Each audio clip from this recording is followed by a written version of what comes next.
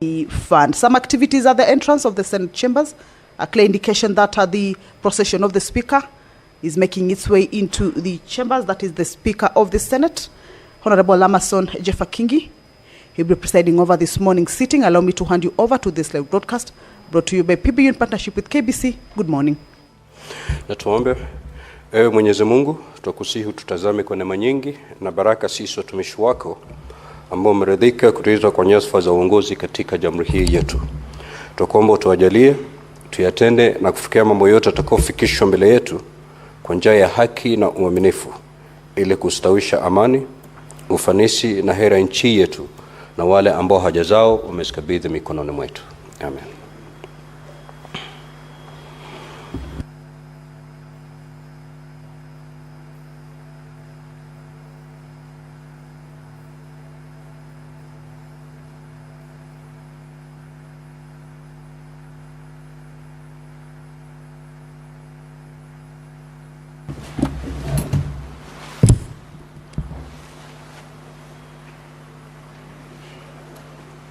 Clerk, do we have quorum? Sergeant at Arms, kindly ring the quorum bell for 10 minutes.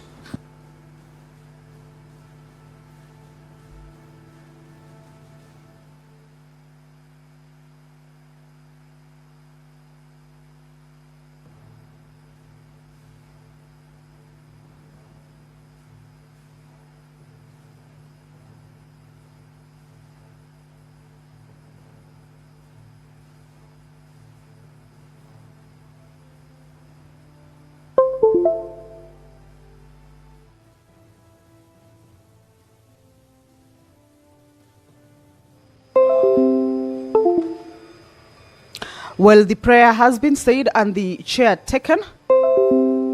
However, as indicated, is that the House has not quorated yet. At least 15 senators shall be seated inside the chambers after the prayer is said and the chair taken. If that is not present, that would mean that the House has not quorated and would necessitate that particular quorum bell that is currently underway, of course, to alert the members of the Senate that the business is about to commence. However, there is a quorum hitch and that their presence is highly required inside the chambers just to join their colleagues and enable the House raise that much needed quorum for the business to commence. So that is a quorum bell following a quorum hitch at the commencement of a sitting. And that bell will be on until that quorum is attained. Of course, once that quorum is attained, then the business will, without any further delay, commence. Back to the business that the senators will be transacting this morning. They will be hearing responses on various concerns that the senators forwarded to the Ministry of Gender, Culture, Arts and Heritage. Responses that will be delivered by the Cabinet Secretary. Remember, Wednesday morning has been dedicated for Cabinet Secretaries to appear before the chambers to respond to concerns that are normally forwarded prior to their appearance before the chamber. And this morning, the Ministry of Gender, Culture, Arts and Heritage through the Cabinet Secretary, Hannah Wendot Cheptumo, will be here this morning. As you can see right at the front of the Senate chambers is a stand that the Cabinet Secretary, as she responds to the questions, will be standing. The nominated Senator, Honorable Catherine Muma, has questions or concerns that she will be seeking to have them addressed on matters Women Enterprise Fund. One is with regards to the performance in providing affordable and accessible loans since the digitization exercise in 2023. Also, data on a number of issues, that is per county. Measures that the ministry is taking to address concerns regarding punitive decisions of scrapping credit scores for groups that had built their credit scores over the years, dating back to long before the digitization process of the fund that was done in the year 2023, as well as what the ministry is doing to ensure women entrepreneurs who wish to do businesses outside of Chamas are not discriminated against when it comes to accessing the Women Enterprise Fund loans. If you're just joining us, that the House is about to commence its business, more members are making their way into the chambers. You can see the member for Mombasa County, the member for Nairobi County have just also walked in. The Cabinet Secretary for Gender, Culture, Arts and Heritage will also be responding to concerns raised by the Senator for Kisumu County, Senator Professor Tom Ojienda. Questions around gender-based violence cases, commonly referred to as GBV. And these questions will be coiled around factors that have been identified as the major causes of the recent surge in the gender-based violence. That is the leader of the majority party, Honorable Aaron Cheriot, trying to do a count on the number of the members inside to see whether the quorum is or has been achieved yet or is about to be achieved. Remember, we are looking at about 15 senators. So once that quorum is attained, clearly, now it is yet to be attained, although we can see more members making their way into the chambers. Once that quorum is attained or a substantive number is raised, then the business will continue. The matters with regards to causes, the major causes of the recent surge in gender-based violence cases, including the alarming rise in femicide incidents, which reached at least 170 cases in 2024, equal to 79% increase compared to 2023. This is a concern that the Cabinet Secretary for Gender, Culture, Arts and Heritage will be addressing. Also, concerns from the Senator for Kisumu County are what institutional challenges that currently hinder the effective enforcement of GBV-related laws. Remember, there are already laws in place, and the Senator will be seeking to find out whether there are any challenges that are hindering enforcement of these laws and what systemic reforms are being implemented to strengthen the capacity of law enforcement agencies and the judiciary in handling GBV and femicide cases. We can at least now see a substantive number of members, at least inside the chamber. Hopefully in the next few seconds, minutes, we may raise that quorum and the business will commence. But however, we shall be waiting for direction, of course, from the Speaker if the quorum has been raised and if the House then can commence its business. More questions with regards to the gender-based violence cases is with regards to whether the Cabinet Secretary could provide data on the prosecution as well as conviction rates for GBV and femicide cases. All right, the quorum has been achieved. Allow me to hand you over.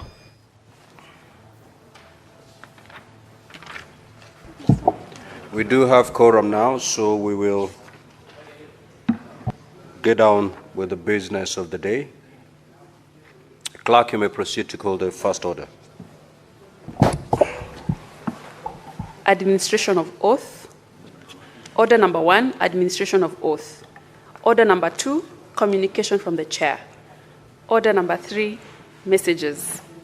Order number 4, petitions. Order number 5, papers. Order number 6, notices of motion. Order number 7, questions and statements. Now, Honorable Senators, this morning we have the CS in charge of gender. I'm told he's already in the precincts of Parliament, and she's here for purposes of responding to question number 50 and question number 76 by Senator Muma and Senator Tom Ojienda, respectively. Clerk, you may now usher in the Honorable CS. Yes. Thank you, Mr. Speaker. Mr. Speaker, perhaps before the CS gets in. The Speaker, I had received communication from the Office of the Clerk that the CS Treasury was appearing this morning to respond to questions, including a question that I had raised. As you guys see now, we have a different, we have a supplementary order paper, which means the CS is not coming. As Speaker, I just want your direction on this matter, because you remember the last time we had a conversation about the CS not appearing, you directed us to stop whining, and today I will not whine, Mr. Speaker, that we invoke the clause on the censure, that's a standing order, I think 51, Speaker, which I did, and I put forward a request to the Speaker for a censure motion against the CS Treasury. I have not received any communication on the status of that motion, Mr. Speaker. If we continue like this, then we are completely eroding the dignity of this House, completely. Mr. Speaker, just guide me on what, at this point, I'm supposed to do. Yeah, Honorable Senator, that matter was deliberated upon when it came before the SBC yesterday. And it was deemed that the two CSs, that is CS in charge of Treasury and the CS in charge of Tourism, had valid reasons, because they did communicate to me through the clerk, and the reasons they had given was deemed to be valid, and that's why the questions are not contained in today's order paper. And immediately SBC was done with the meeting, I think a communication was done to the effect that today's order paper was not going to contain the questions related to tourism and Treasury. And that's why we do not expect the CS Treasury and CS Tourism this morning. Do we have the CS in the House?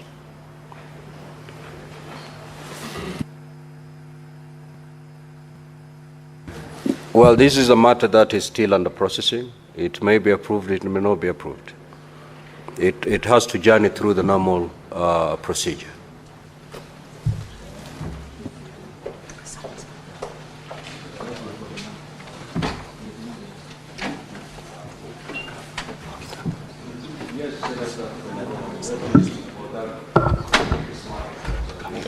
Speaker, there is just a clarification I sought from you, because I wanted to seek from you, because you know the House had already made a decision that there was some misbehavior on the part of the CS Treasury. So when you say the motion by the Senator for Kitui may or may not be approved, I become a bit concerned, Honorable Speaker. It should be fast-tracked so that we are able to finish that matter. The motion is not a property of the House yet. It is still under processing. It may get to the floor, it may not get to the floor, just like any other motion. And no decision had been made on the conduct of the CS Treasury. A decision of that nature is made pursuant to a motion, which motion has not found its way to the House. Very well. Speaker, the request we are making is just the process of approval should be faster than what we're witnessing. Honorable Senator, the chair knows how to handle these matters. You simply put in your motion and await. Well guided, Speaker. Thank you.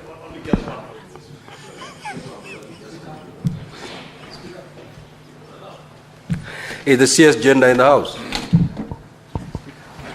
Now, honorable senators, let us not waste time on this matter. Let us get down to business. Senator Wambua, you have had your chance to speak on this particular issue. I have directed on how this matter is going to be handled. Let's leave it there. So let us dispense with these two questions. Then maybe, time allowing, I'll give you an opportunity to continue with your clarifications. Clerk, do we have the CS gender present? Good. Now, honorable senators, we do have the CS gender in the House. Senator Mundegi, you do not exchange directly with your colleague. If you have any issue, you know exactly what to do. Now, the CS is here to respond to questions number 50 and 76. Number 50 is a question by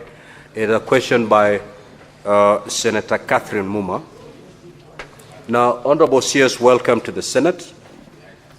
Since this is the first time appearing before this House and I believe Parliament, I will guide you on the procedure that we ordinarily follow during this question time. Now, the senator who has a question will rise to ask the question. Thereafter, I will ask you to respond to the question. Once you're done responding to the question, the senator who rose to ask the question will have a chance to ask you 2 supplementary questions. Now, the supplementary questions must be related to the primary questions that you'll have responded to. Thereafter, all the other senators will be at liberty to ask further supplementary questions. I will be guiding you when I feel that a question that has been asked by a senator is not a supplementary question. I'll be guiding you on whether you're in a position to respond to it. If you're not in a position to respond to it because you're not prepared and it's not related to the primary question, that you will not be under any obligation to respond to it now. However, you may undertake at some later date to supply written response to a question that you feel is not a supplementary question in its nature, but it's important that it be responded to. I will now ask Senator Catherine Muma to ask question number 50. Thank you, Honorable Speaker, for the opportunity to ask this question. Honorable CS, you are welcome to the Senate, and congratulations for going through the processes of being appointed, and the women of Kenya looking up to you to help move the step on matters gender ahead. My question is question number 50, and the question is as follows. A, how has the Women Enterprise Fund performed in providing affordable and accessible loans since digitization of the exercise initiated, as was initiated in 2023? And could the Cabinet Secretary provide data per county on 1, the number of women groups and individuals who have benefited since inception of the new system; 2, the increase in the disbursement of loans to chamas or small and medium scale enterprises over the last 2 financial years; 3, the increase in the onboarding of new chamas into the fund's database since the inception of the digital system; and 4, number of groups that have dropped out of the fund due to challenges they encountered during onboarding in the new system, and what the ministry is doing to restore them. B, what measures is the ministry taking to address concerns regarding the punitive decision of scraping credit scores for groups that had built their credit scores over the years dating back to long before the digitization of the fund?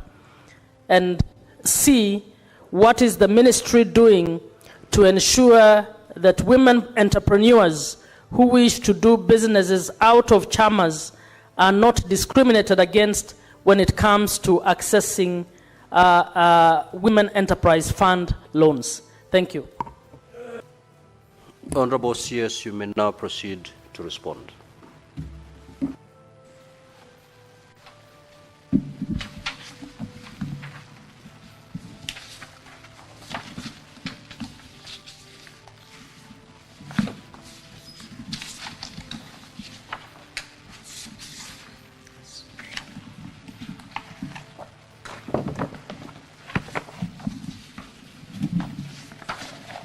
Thank you, Mr. Speaker, sir.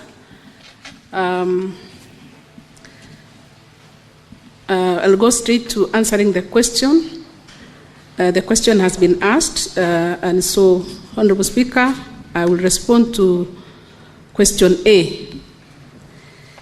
Honorable Speaker, the fund changed its lending business model to digital from January 2023, following a presidential directive.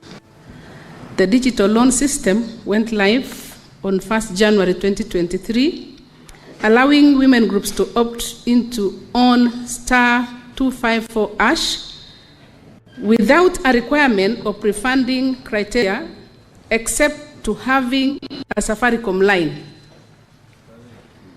The initial phase was pilot, which ran till 16 September 2023.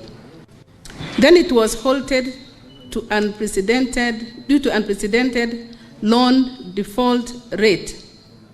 Through this model, the fund had disbursed Kenya shillings 941,901,105 Kenya shillings to 18,955 women groups. And I shall be inviting the House to look at Annexure 1,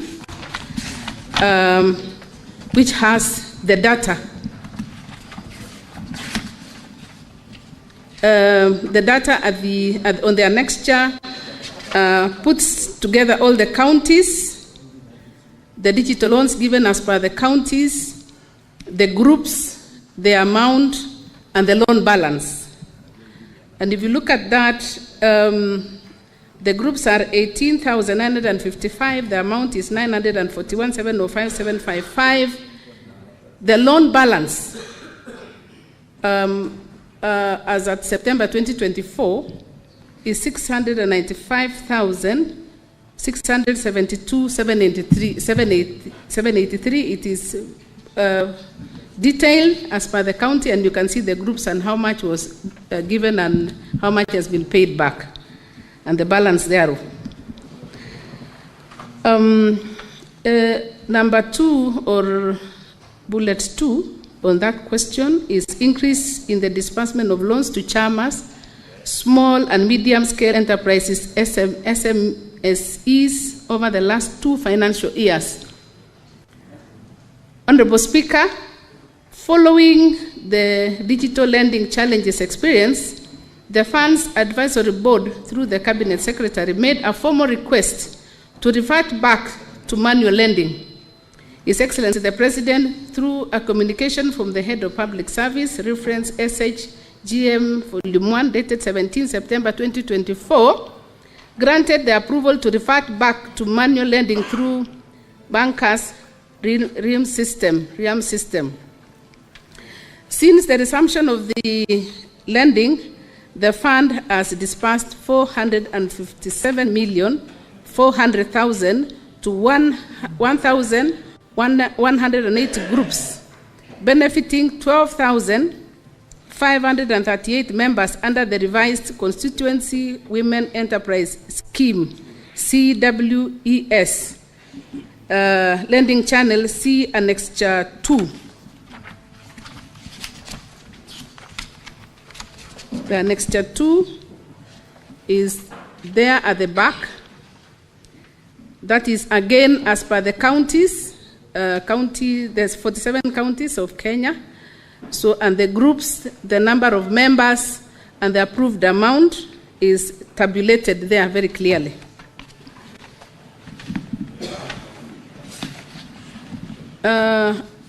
Number 3, in answering your question, Honorable Member, increase in the onboarding of new chairmas into the fund's database since the inception of the digital system. Honorable Speaker, the digital lending product was halted barely 3 months after rollout, hence not much data was collected to facilitate onboarding growth analysis. 4, number of groups that have dropped out of the fund due to the challenges they encountered during the onboarding into the new system and what the ministry is doing to restore them. Honorable Speaker, the fund had lent to 136,499 groups since inception, but only 18,955 had borrowed under the digital loan product. For the three, the product was on amounts, for the three was on the offer.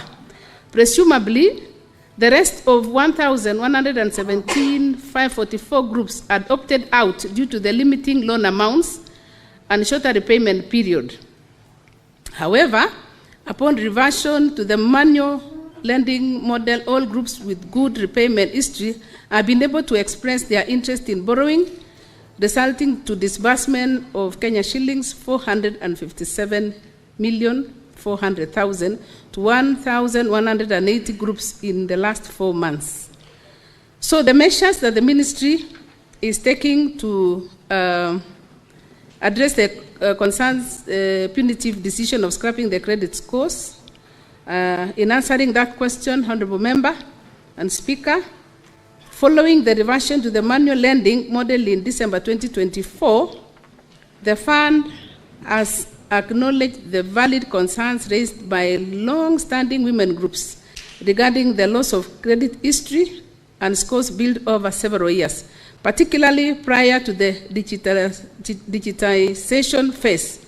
In response, the following strategic measures and policy interventions are being undertaken. 1, restoration and integration of historical credit records. The fund has integrated historical loan performance data from digitization and digital records into the banker's RIM system. This aims to ensure that groups with strong repayment histories are recognized and rewarded through improved loan access, faster approvals, and ability to reinstate previous loan limits. 2, reinstatement of loan graduation. The fund has reinstated the tiered lending structure, allowing groups to progress based on their historical performance. Groups that had advanced to higher cycles before the digitization of the lending are being reassessed and reinstated to their previous cycles. The third intervention is targeted vetting and fast-tracking for legacy groups. Legacy groups with established track records are being fast-tracked through manual verification, including physical vetting by credit assistants to restore their access to credit without penalization. Number 4, stakeholder communication.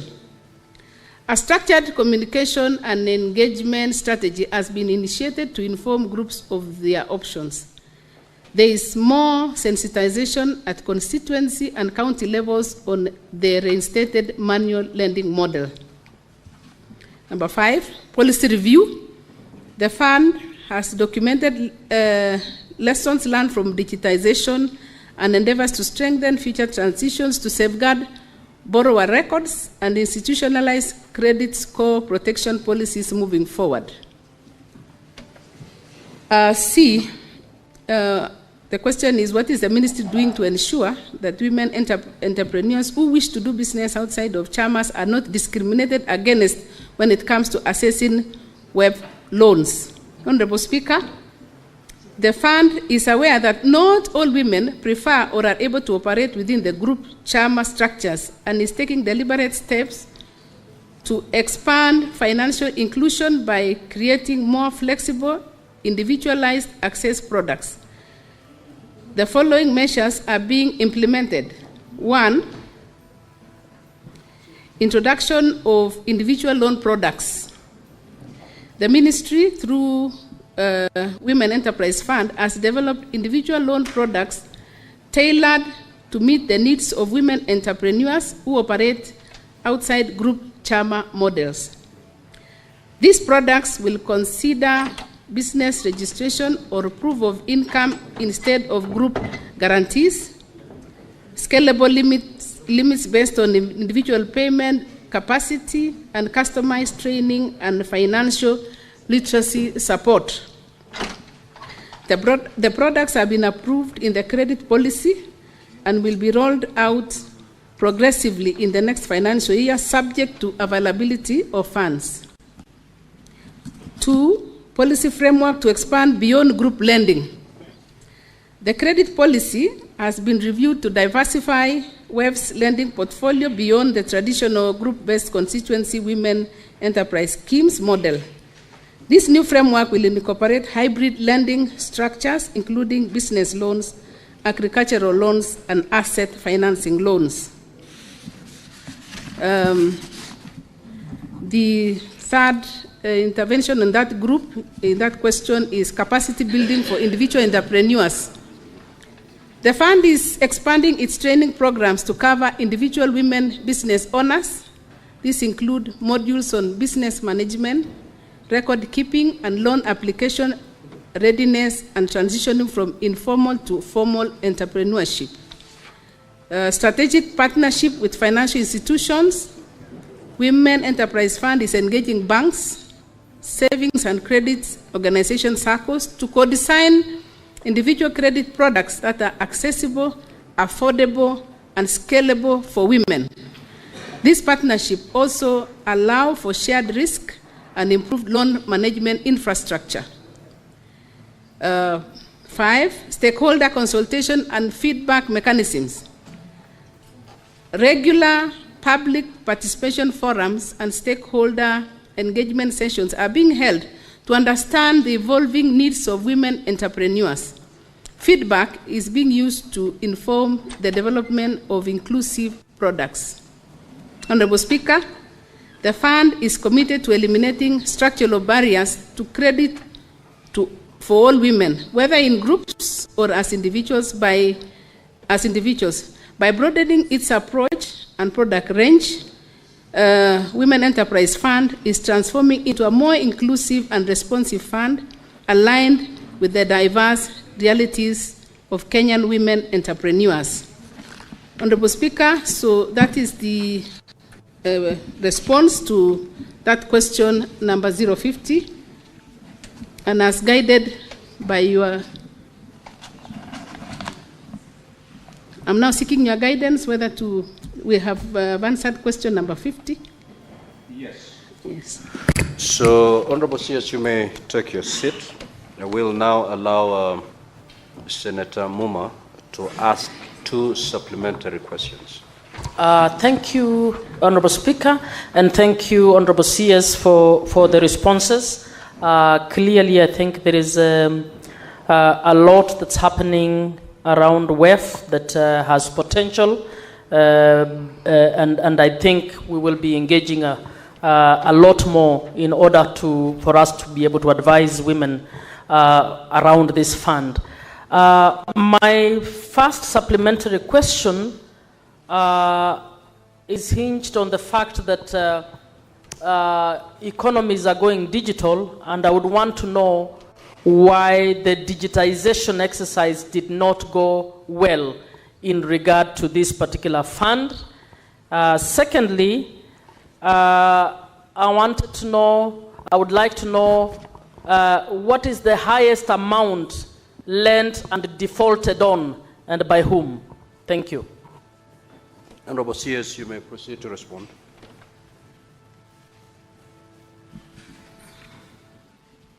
Thank you, Honorable Speaker and the member, for those 2 good questions, which informs exactly where we are and the challenges that we were faced. On the first question of why digitalization did not go well, is because of the system, the way it was put. The amount that was being borrowed through the manual lending was a lot. It was 750,000. But when it went digital, it was 50,000, and most members or women did not embrace that. And also the follow-up, because of this, you borrow and there was no way of tracking the repayment of that money. The second question is, which group has the highest amount? From the data that we have, there is a group that is called Pamoja Women Development Program. The amount which was disbursed is a total of 40 million. On 12th of February 2009, they were given 20 million. And on 13th of December 2009, they were given another 20 million. From the data that we have, is that amount is still outstanding. They went to court, and this matter is coming up tomorrow. That is the 3rd of May, and when we shall know the verdict. However, at this point, I would like to usher in the CEO of WEB so that we can get final details as to who are these people. It is important that it is disclosed. Honorable CS, we, under our standing orders, we can only, your people, your officers, your staff can only communicate through you. You are the only person who can interact with the Senate. So if there's any information you want to share, you can get it from your CEO and make it available to us. But your staff may not have audience before the House.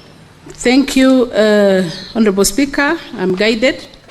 I'll be able to mention the security that is held by Women Enterprise Fund. We have the security held by Moses Karanja Tutha and Isaac Kitau Kamau. And since this is a matter that is before court, we may then wait to get the verdict from court, then thereafter we shall communicate the details. We will be willing. Very well, Honorable CS. I will now call Senator Wambua to proceed to ask his supplementary question. Senator. Thank you, Mr. Speaker. Mr. Speaker, mine would really not be a question. I just want to make a comment on the response that the CS has brought. First, to begin by congratulating her that, Mr. Speaker, this is a maiden appearance in this House, and truth be told, from where I sit, Mr. Speaker, she has done well for her first appearance in terms of the detail of the question that she has brought to the House. What is the point of order, Senator Boni? Mr. Speaker, on the point of relevance, is this question time or time to make comments? The Senator of Kitui has clearly said he has no question, he has a comment. Can he allow members with questions to ask questions, Mr. Speaker? Understanding order number 1, I will allow him to proceed.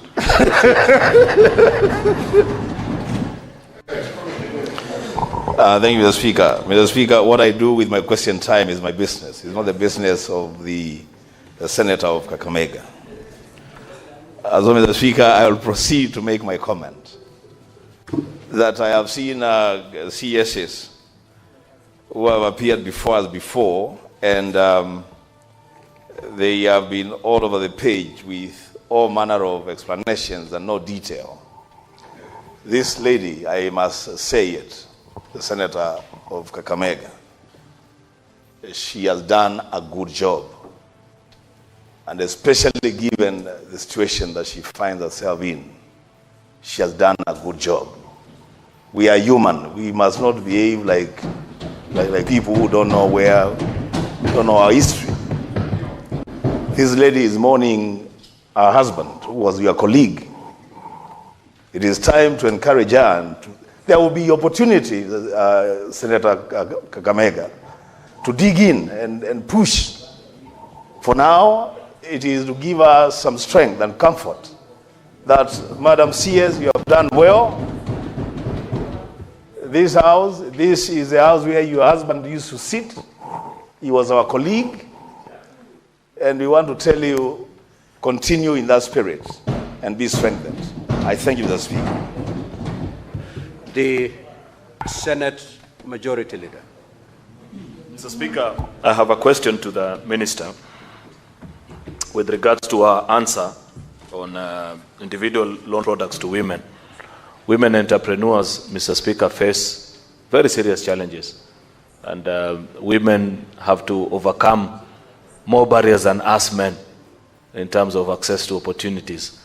I have seen in the minister's response that this individual loan product that she talked about has been approved by the Women Enterprise Fund Credit Policy Committee, which is a good step. She has further told the House, Mr. Speaker, in her response, that this product will now be available in the next financial year, subject to the availability of funds. It will be important for us to tell the House how much they have requested from the budget that is presently before the National Assembly, Mr. Speaker, for us to know. Secondly, apart from the work that they do at the national level, is there any intention to collaborate the efforts of Women Enterprise Fund and our county governments to capacity build for our counties to ensure that I see many counties try to run enterprise programs for young people and for women. Given that Women Enterprise Fund has been the model institution in the country, and they have learned over the years how to do this better, what is at stake in terms of planning collaboration with our county governments? Lastly, Mr. Speaker, if you permit me, is also to make a comment like Senator Wambua, to congratulate the CS first on her appointment, secondly on her maiden appearance before this House, and to tell her that she has done well so far, and she should keep up the good work, ensuring that she turns up to Parliament like this when she is invited, and to appreciate that so far she has given a good account of herself. I thank you, Mr. Speaker. Now, Honorable CS, just note down those questions because you'll take some more from Honorable Senators. The Honorable Senator Kavindu.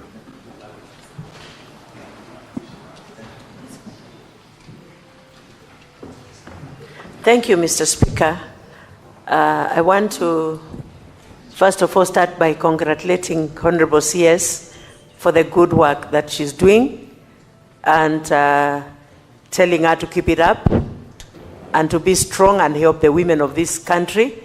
And I asked her what she's doing about the GBV in Machakos, if we have any houses she's planning to build in Machakos as a rescue centers for gender-based violence, women and girls. Thank you, Mr. Speaker.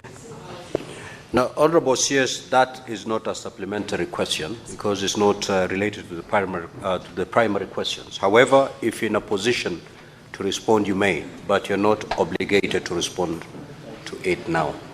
Senator Kathuri Murungi. Thank you, Honorable Speaker. Honorable Speaker, I also want to really encourage the CS. Our performance is actually at 80% since this is the maiden appearance of the Senate. Honorable Speaker, I want to ask a supplementary question on the performance of the loan, Women Enterprise Fund, performance of the loans disbursed since inception of Women Enterprise Fund to both the group loans and individual loans. And Mr. Speaker, since there has been a debate that there are so many funds out there, there is Women Enterprise Fund, Youth Enterprise Fund, Micro Small Enterprises, Authority also has money giving to the small businesses. So whether the CS is comfortable, whether she supports corrupts of all these funds so that we can have one fund which is administered across board so that, Mr. Speaker, we don't have so many funds across the country or in government, or whether she supports the corrupts of all these funds. Thank you. Senator Karenyamu.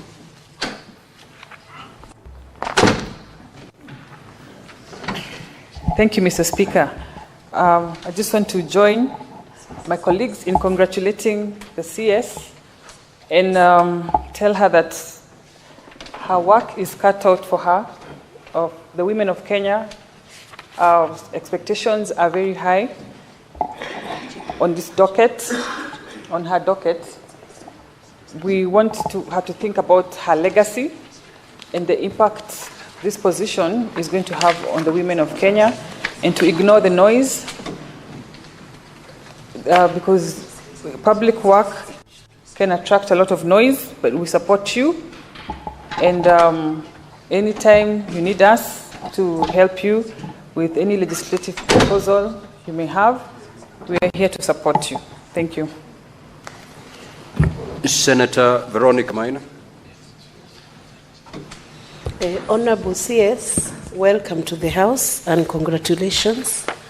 I am confident that you'll be able to carry out your mandate and you make all the women proud. I have a question, supplementary to the question asked by Senator Catherine Muma. In your response, you have indicated that 1,180 groups have benefited, about 12,538 members under the revised Constituency Women Enterprise Scheme. Honorable CS, as you can very well see, so many women have been left out of that bracket. 12,538 is almost an underwhelming number. And when you look at the women and the role they have towards the family, towards the community, they make up over 50% of our population. And we now have very many women who are heading homesteads as single parents. And we have very many women who are in very vulnerable categories. What is the ministry doing to ensure that this fund is accessible to many more women, and to ensure that the requirement for security, even by the formal banking sector, when women are borrowing, those requirements are being eased off to give women access to more finance and access to more loans to be able to do business and support their livelihoods and their families' livelihoods. Senator Chute.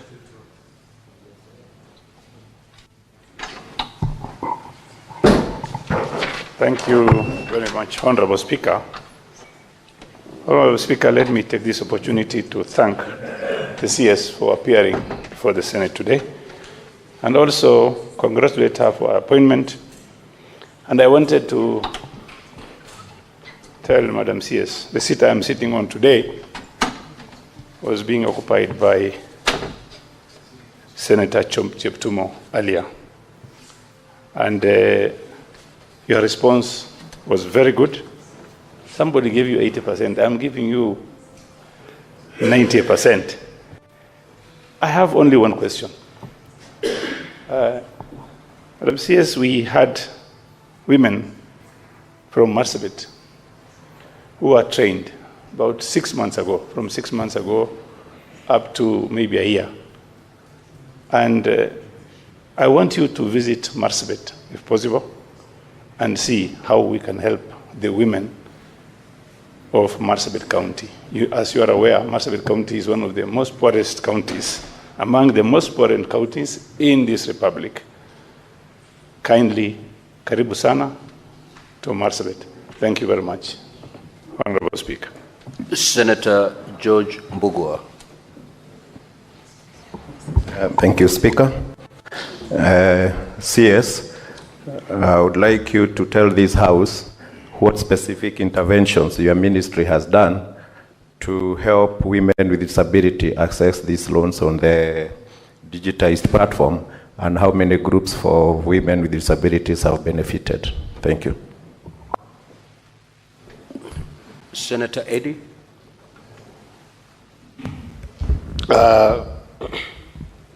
Thank you, Mr. Speaker, and good morning, CS.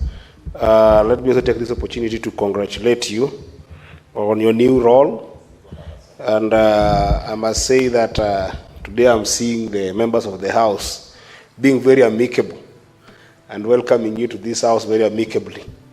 But I must say that we as a House, in our oversight role, have faced a lot of challenges with a few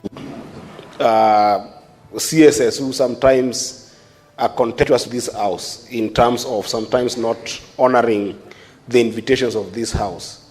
So I want to wish you the courage to veer from that path, even as you take this new role, that when we invite you to this House, I hope that the partnership will be that you also honor this House more than some CSs have done before. But that said, I just wanted to have a quick follow-up question. We had, as the CS in charge of cooperatives, and we were looking at the Hustlers Fund, I think last week. And one of the challenges that we had was that there is no framework that is clear in terms of proper follow-up on people paying for these monies. I wanted to ask you on this particular fund that you are administering, what is the framework to ensure that people actually do abide by being able to pay back where it is required, and making sure that there's an evaluation framework for the impact of those funds with these women? What are the metrics you're using to evaluate that this money is placed in a place that is ensuring that the return on investment on those funds as a government? Thank you, Mr. Speaker. Honorable CS, you may now proceed to respond.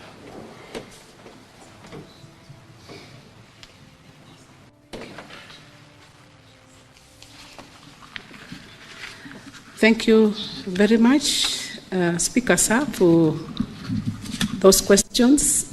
I'll attempt to answer. The answers that we'll not be able to give in full, we will commit. The first question was by the majority leader on how much we have requested through the budget, has been requested through the budget process, and the figure that we have is 4.5 billion. That is the amount. If approved and given, then it will be able to push this agenda. The other issue is about the county collaboration.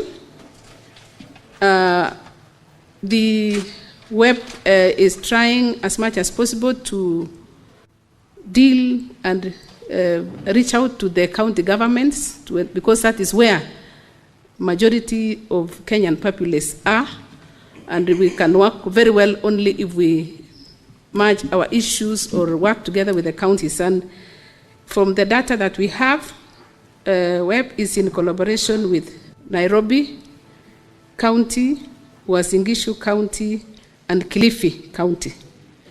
And for the other counties, we are engaging more. They are engaging more together with our help as the ministry to ensure that all those counties are also reached. The other question was by Senator Kathuri, if I got the name properly, sorry if I didn't get. The performance of the fund since inception.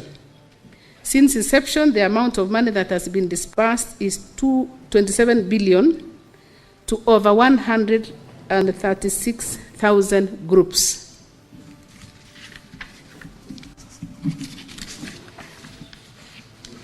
The question, one of the questions which was asked was whether we support the merger.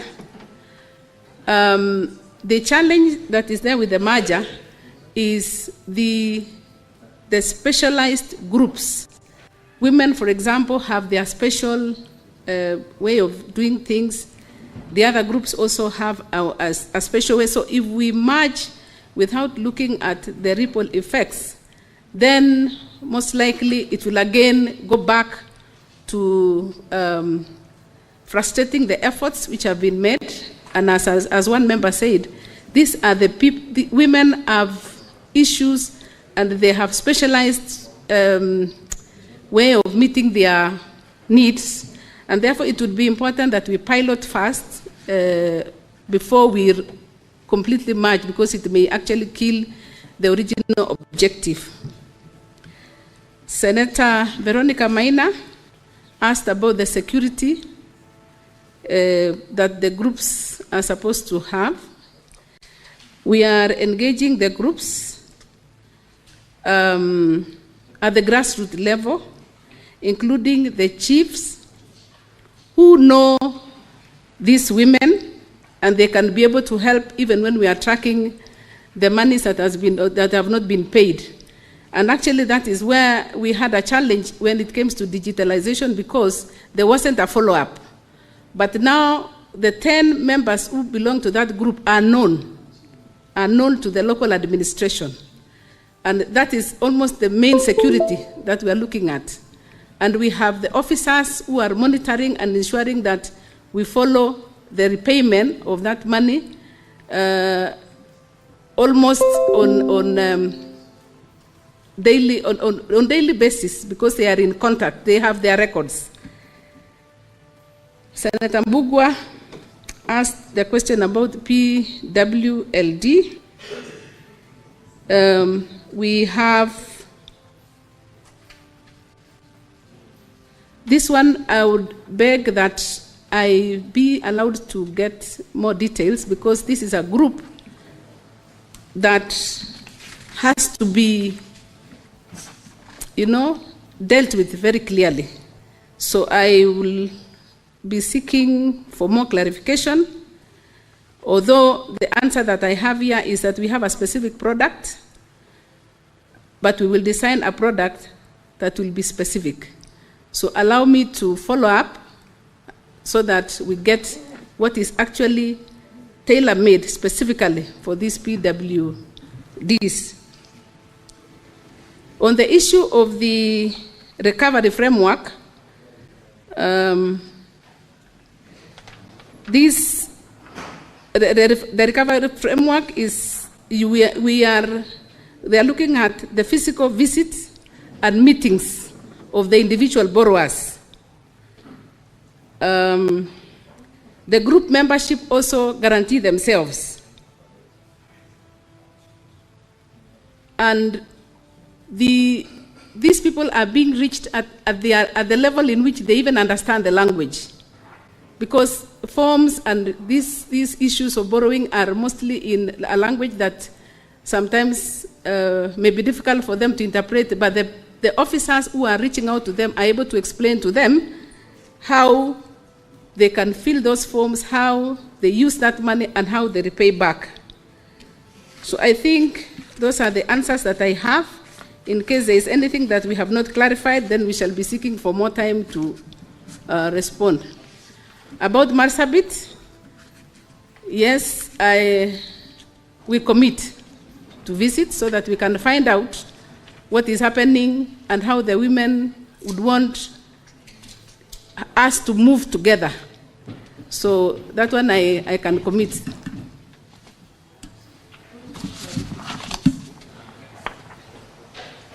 Senator Mazayo, what is your issue, Senator Veronica, before Senator Mazayo takes to the floor? Maybe Honorable CS can take time and even bring the answer later. What the ministry is doing to make sure the fund is reaching many more women, especially seeing that those who have benefited here are very few. That's one of the questions I asked.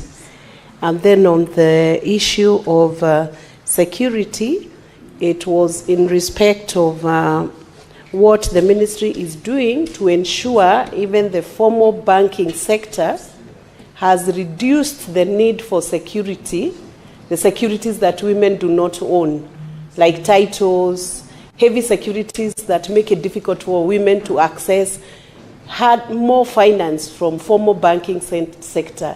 What is the ministry doing to ensure that those requirements are eased for women to make it easy to access credit? Honorable CS, we'll take a couple of questions before you take to the stand to respond. Senator for Kilifi, Senator Mazayo. Asante mstahiki Spika kwa kunipa nafasi hii. Swali langu kwa waziri ni, kwanza nataka kupatia kongole kwa kuchaguliwa na rais kama waziri wa mambo ya jinsia, utamaduni katika nchi yetu ya Kenya. Ninao matumaini ya kwamba utafanya kazi inavyotakikana na utaweka bendera ya mume wako, kama vile ilivyokuwa hapa, akifanya kazi kwa bidii na juhudi kuona kwamba amesaidia watu wake wa huko nyumbani. Swala langu mimi ni kama wizara yako iko na hesabu au data ambayo inaweza kuonyesha usaidizi wote wa akina mama katika taifa la Kenya ambao wanaweza kufikia yale masoko ambayo yanaweza kuwasaidia katika biashara yao. Asante. Asante. Senator Abbas. Thank you, Honorable Speaker. Honorable Speaker, I want to also join my colleagues to congratulate the CS and want to thank the President for recognition of her ability for appointing her as a CS.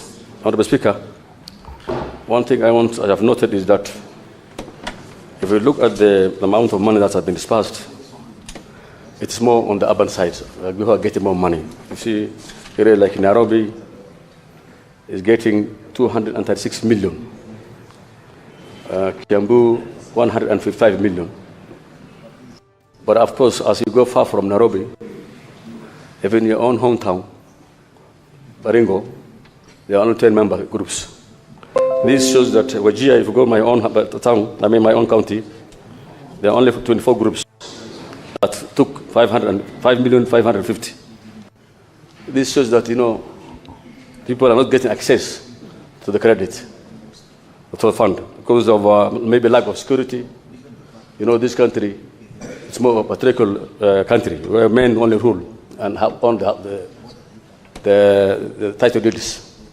So I'm asking the CS, what is now that the security is not there for women? What other plan do you have, your minister have, so that at least the rural woman can be able to access credit from this fund? Senator Tom Ojenda.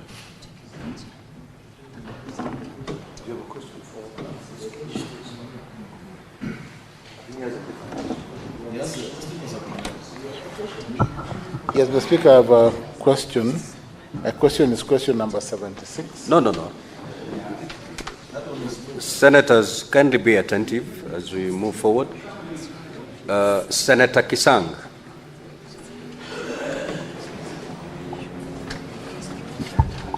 Thank you, Honorable Speaker. Honorable Speaker, I also want to join my colleagues to congratulate Anna for her appointment as the CS. Honorable Speaker, as my colleagues have said, maybe the CS needs to also do some more of civic education in the rural counties so that more of our women may take these particular funds to at least empower them economically, especially in the groups, so that they can develop. Honorable Speaker, I remember when I was the MB for Marakwet West, we worked very closely with the ministry to ensure more groups and also assist them to basically undertake projects that are more viable, that will give them profit. So that's what we just want to ask her to maybe focus and go to the use the officers on the ground to assist our women groups so that they can be empowered. Honorable Speaker, also maybe as a government they need to look at the Women Enterprise Fund and the Youth Enterprise Fund and the ASLA Fund. Is it possible, maybe at some stage, maybe it's good to merge them together into one serious empowerment fund to assist the youth and the women and the BWDs. Thank you, Honorable Speaker. Honorable CS, you may now proceed to respond.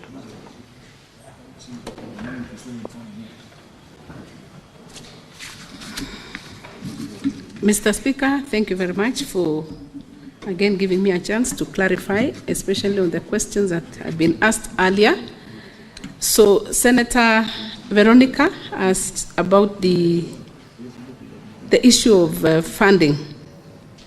To be able to reach many women, we require the funds, and that is the challenge that is there, considering that the amount of money that had been given earlier, most of it has not been repaid back, and it was supposed to be a revolving fund.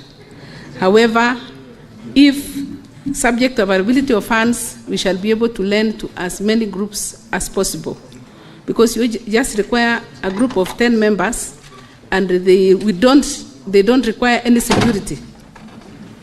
The security is the chiefs, and then the local leadership. These are people who know each other. So there is no security that is required.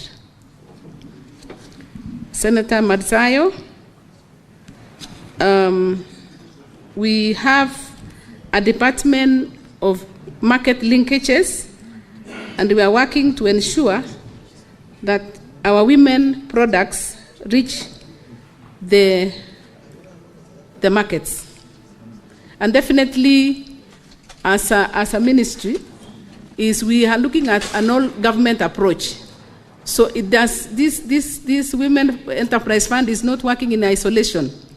We work with the other ministries to ensure that we make use of the already existing structures.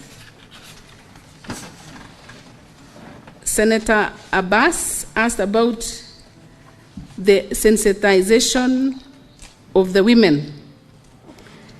We have the fund operators who are on the ground sensitizing the women on how to access this credit. And we use all the same local administration to pass the information, because that is where these women are.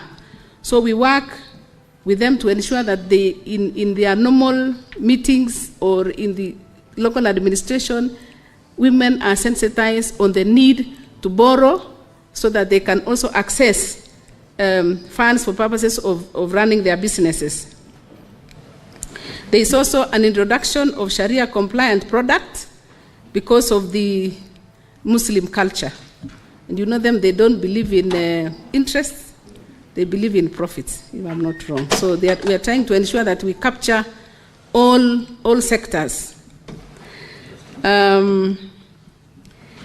We are also intensifying information to ensure that we reach the women at the marginalized areas. So all these measures that are there is to ensure that everyone, even if it's using the vernacular stations, to ensure that they know what is happening. But mostly we have an all-government approach. We work with all the other sectors of the government to ensure that we make use of the platforms that we have to pass the information.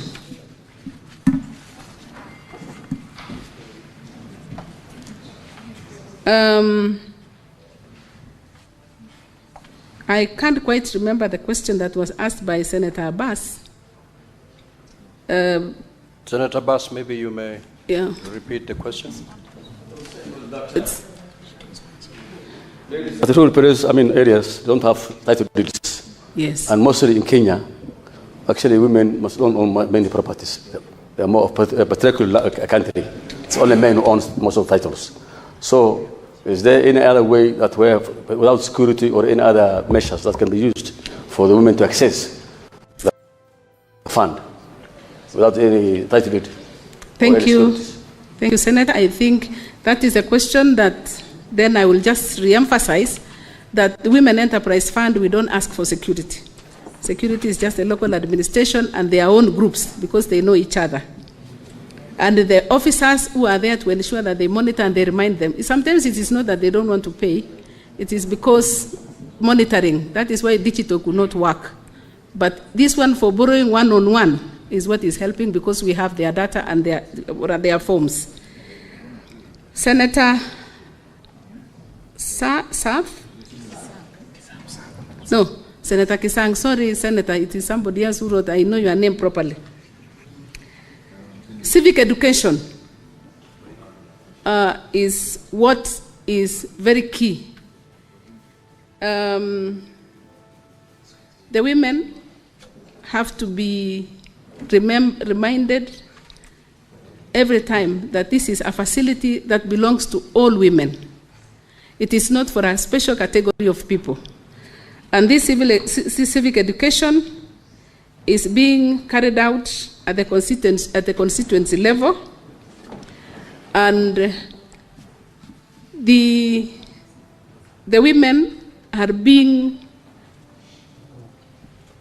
advised, or rather they are being educated through their forums, even in churches where they are meeting, to be told that this is a facility that is there and it is available to anyone as long as you meet the minimum requirement of being at least 10 members. So, and I know most of the places, the marginalized communities, some of this information has not reached out to them, but that is exactly what we shall be endeavoring to do, to ensure that we reach out in all forums that they are available, to ensure that they get to know that this facility is available and they should make use of it. Thank you very much. Senator Olekina. Thank you, Mr. Speaker. Let me begin by congratulating the newly appointed Cabinet Secretary. I was with her in Narok last week, or is it 2 weeks ago? And my question to you, knowing that you're the new kid on the block, and women demands a lot from you. I've listened to the questions asked by my colleagues. On this issue of women being able to borrow money, access to that money, are you in a position to devolve? Because I'm imagining of a woman in Baringo or a woman in Narok County in Mosiru who cannot be able to access through the phone, who also is not able to come to Nairobi. How is that woman going to know that there is money that she can be able to apply, either individually or through a group? Thank you, Mr. Speaker. Honorable CS, you may proceed to respond.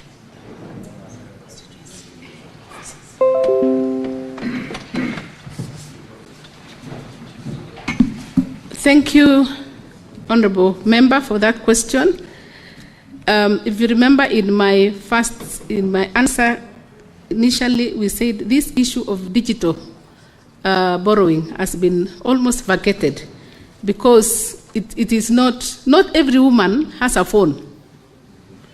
Not everybody has a phone, by the way. So we are reverting back to manual borrowing, and that requires personnel to ensure that they go educating the members, or rather the women, on the availability of this fund. So we are using the constituency.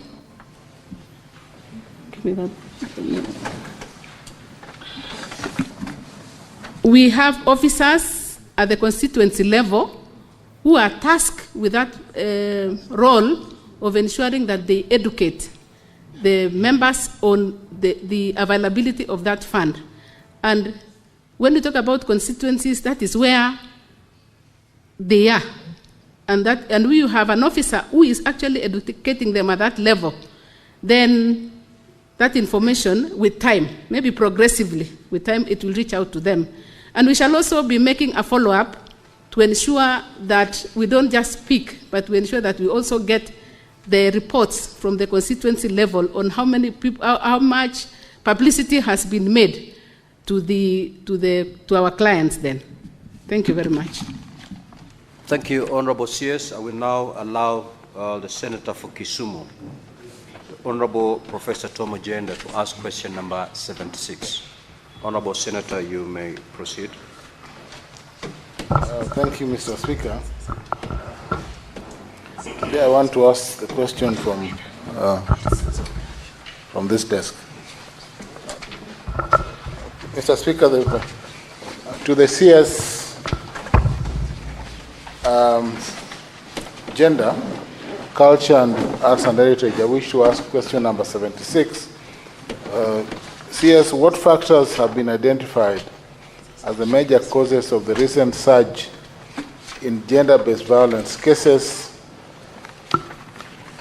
including the alarming rise in femicide incidents, which reached at least 170 cases in 2024, a 79% increase compared to 2023? Part two, what institutional challenges currently hinder the effective enforcement, the effective enforcement of GBV-related laws, and what systemic reforms are being implemented to strengthen the capacity of law enforcement agencies and the judiciary in handling gender-based violence and femicide cases.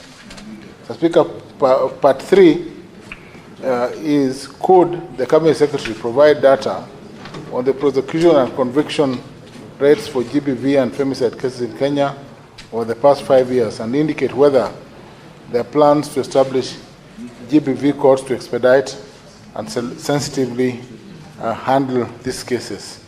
Part D, what is the current status of the implementation of the Protection Against Domestic Violence Act and the national policy on prevention and response to gender-based violence, and could the CS provide an audit or evaluation of their effectiveness? Lastly, could the Cabinet Secretary provide a status report on the availability, accessibility, and distribution of safe shelters, psychosocial support services, and legal aid mechanisms for gender-based violence survivors across the 47 countries? Thank you, Mr. Speaker. Honorable CS, you may now respond.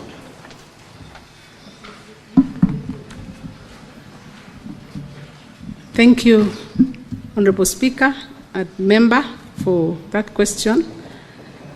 Honorable Speaker, the recent surge in gender-based violence and femicide in Kenya has escalated into a national crisis, prompting urgent calls for comprehensive action. Between August and October 2024 alone, at least 97 women were killed in gender-related murders. Addressing this multifaceted crisis requires a concerted effort to challenge societal norms, strengthen legal frameworks, and provide comprehensive support to survivors. Only through systemic change and sustained commitment can Kenya hope to reverse the rising tide of GBV and femicide. In cases of gender-based violence and femicide, increased cases of GBV and femicide are driven by a complex mix of social, economic, cultural, legal, and institutional factors. And below are the contributors. Contributor number 1 in the list is socio-economic factors. We live in a patriarchal society, and patriarchal norms and gender inequality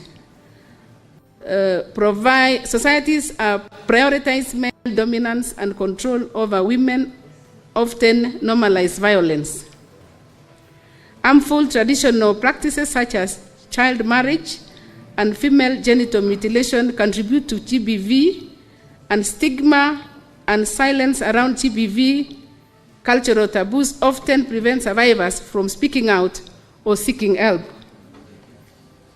Economic factors: poverty and unemployment. Financial stress can increase household tensions, leading to violence. Women in economically dependent positions are more vulnerable. And economic disempowerment of women limits women's ability to leave abusive relationships or report violence. Legal and institutional gaps. Weak enforcement of GBV laws. Perpetrators often go unpunished due to corruption, poor policing, or lack of evidence. Inadequate protection mechanisms, lack of shelters, limited legal aid, and psychosocial support services, which are wanting. Slow justice systems. Survivors may be discouraged from pursuing cases due to delays or traumatizing processes.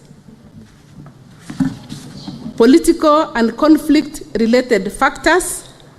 Insecurity and conflict. During war or political unrest, GBV is often used as a weapon or becomes more prevalent due to breakdown of laws and order and inadequate political support in some devolved units. Media technology. There is normalization of violence in the media. Exposure to violent content can desensitize audiences or perpetuate harmful gender norms. Cyberbullying and online harassment. Social media has become a new frontier for GBV, especially against women in public life. Alcohol and substance abuse. Increased use of alcohol and drug abuse are linked to impulsivity and aggression, often escalating violent behavior at homes and in public spaces. The B of that question is what institutional challenges currently hinder the effective enforcement of GBV-related laws and what systemic reforms are being implemented to strengthen the capacity of law enforcement agencies and the judiciary in handling GBV and femicide cases. Honorable Speaker, GBV remains a pervasive human rights issue in Kenya, affecting women, men, and children across all socio-economic backgrounds. Despite the existence of progressive laws such as the Sexual Offences Act 2006, the Protection Against Domestic Violence Act 2015, and various provisions in the Constitution of Kenya, the enforcement of these legal frameworks requires continues to face significant obstacles. The institutional challenges undermine efforts to protect survivors, hold perpetrators accountable, and deter future incidents of gender-based violence. Addressing these systemic issues is crucial for achieving justice and fostering a society free from violence and discrimination. Honorable Speaker, the institutional challenges include, and I emphasize, 1, weak coordination among government agencies. There is often a lack of coordination between key factors such as the police, judiciary, health services, and social services. This fragmentation results in inconsistent responses and delays in case processing and inadequate survivor support. 2, inadequate capacity and training of law enforcement officers. Many police officers, prosecutors, and judicial officers lack specialized training in handling GBV cases. This leads to mishandling of evidence, insensitive treatment of survivors, and poor case outcomes. The third challenge is limited resources and infrastructure. Critical institutions such as police stations, gender desks, shelters, and forensic labs are under-resourced. This limits the ability to respond effectively to GBV incidents, especially in rural and marginalized areas. Corruption and impunity. Corruption within the justice system often leads to their dismissal or manipulation of these cases. Perpetrators may bribe officials to avoid prosecution, while survivors may be coerced with withdrawing the cases. Backlog and delays in the judicial system. Kenya's courts are overwhelmed with a backlog of cases, leading to significant delays in the resolution of these matters, and survivors often lose hope or drop cases due to the prolonged wait for justice. Cultural and social norms within institutions. Institutional personnel may hold patriarchal or victim-blaming attitudes, which influence their willingness to act decisively on GBV cases. Such norms often result in the trivialization or dismissal of complaints. Poor data management and case tracking. There is no comprehensive centralized system for collecting and managing GBV data across institutions. This hampers evidence-based policymaking and the monitoring of enforcement effectiveness. inadequate survivor-centered approaches. Many institutions do not prioritize the safety, dignity, and confidentiality of GBV survivors. This deters survivors from reporting and engaging with formal systems. Honorable Speaker, my ministry, in collaboration with key stakeholders, is undertaking significant systemic reforms to enhance the capacity of law enforcement agencies and the judiciary in handling femicide cases. These efforts aim to address systemic challenges and ensure justice for survivors. The establishment of specialized gender-based violence courts. In 2023, the Kenyan judiciary launched at least 5 specialized sexual and gender-based violence special courts in regions including Shansu, Siaya, Kisumu, Kibera, and Makadara. These courts are designed to expedite GBV cases, reduce case backlogs, and provide survivor-centered justice. Currently, Kenya has 12 specialized courts for victims of GBV. Formation of a presidential working group on femicide. In December 2024, the Kenyan cabinet approved the formation of a multisectoral presidential working group tasked with developing a comprehensive approach to address the increasing GBV cases, including femicide.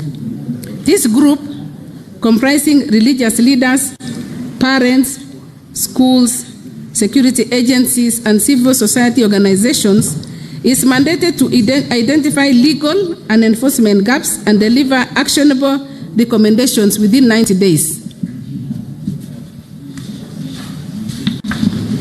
Specialized units within the Office of the Director of Public Prosecutions, ODPP. The ODPP has established specialized units focusing on SGBV, counter trafficking in persons, and child protection. These units are staffed with trained prosecutors who handle cases with trauma-informed approach, ensuring effective prosecution and victim support.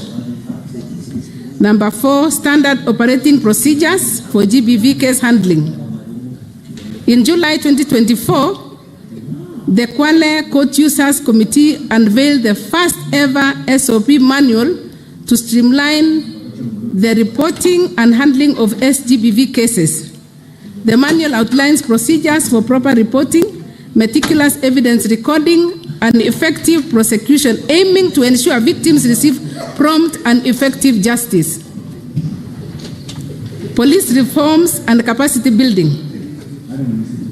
The National Police Service has recommended several reforms, including digitalization of P3 forms and post-rape forms, integration of GBV information management system, and establishment of specialized GBV response units at all police stations. These measures aim to enhance the efficiency and professionalism of police responses to GBV measures to GBV cases. International support and training. UN Women has been instrumental in training over 600 officers across Kenya's National Police Service and National Transport and Safety Authority.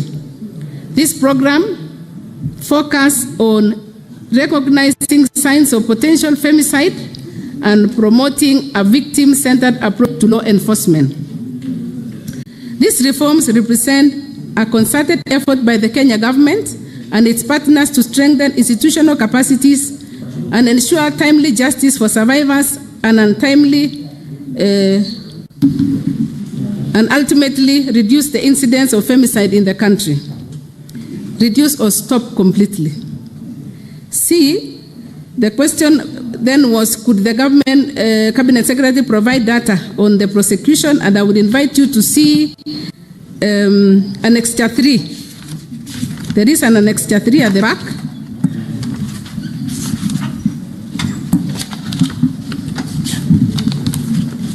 Annexure 3 provides a summary of femicide data in Kenya, and the source, honorable member, of this data is the Ministry of Interior and Administration. So I'll invite you to see that data, which clearly gives the summary. Madam CS, just a minute. I've been approached by the owner of this question, Professor Tom Ojenda, and he has received the response. He has gone through the response. It's so lengthy, and he feels satisfied. So I wanted us to save time because the senior counsel is up, a senator for Kisumu. It's the property of those, but first of all, if the member is satisfied, and if you have supplementary question, because you know the reason why this document is circulated is for the senators to engage with this document. So, yes, Senator Tom Ojenda, just have a seat. I do some. Unlike my Senator Chirargei, I'm a gender-based violence expert, and I'm happy with the response. I read a lot, so I read a response, and I'm satisfied that CS Cheptumo has done a comprehensive response to the question, and I'm happy. Unlike Mr. Chirargei here, who rarely reads. Senator Chalagay. No, Senator, just a minute, Senator Chalagay. You know this behavior of exchanging between the heirs. Personally, I will never accept that. While presiding in this house, I will never accept those exchanges. So you should wait for him to finish, the senator for Kisumu, and then you can also make your point of honor or whatever else you wanted to say. Because you have actually interrupted him, whatever he was saying. So, Senator Tom Ojenda, did you conclude? Okay. What is it? What is it, Senator Chalagay? Mr. Speaker, is it in order, understanding order 101 on contents of speeches, for Senator Professor Tom Ojenda to allude that I don't read, Mr. Speaker? I have written even books, Mr. Speaker. He is the one who used to force us in class to read his own book. And I read his book from cover to cover on principles of conveyancing, Mr. Speaker. Is he in order? He should withdraw and apologize. Because I am known to be an avid reader, and he can visit my private library after this. It is out of honor to ask your lecturer, your teacher, professor of law to apologize to you. We are equal, Mr. Speaker, before at this House of Union, Mr. Speaker. No, let me first clear this. So, Madam CS, if there is anything you feel you want to, as you summarize your presentation, if there is anything that you feel you want to insist, Senator Veronica, now, who is now really communicating in this house? Is it Senator Veronica or the chair?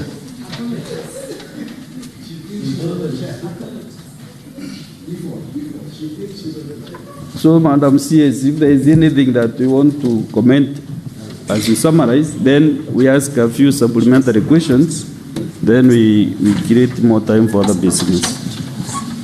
If nothing, you have nothing, then we get the supplementary questions. Thank you, Mr. Speaker, sir, for giving me an opportunity to just make some recommendations for consideration. Number one, for the ministry to effectively operationalize protection centers, including polycare, there is need for increased funding. Currently, the protection of against domestic violence is in progress, spearheaded by Kenya law reform supported by Attorney General's office. So we are seeking for consideration to be passed as an act of parliament when it has gone through the entire processes. We consider additional funds to operationalize gender-based violence protection centers and ANGAF. The gender-related targets to be part of performance contracting, including gender targets in performance,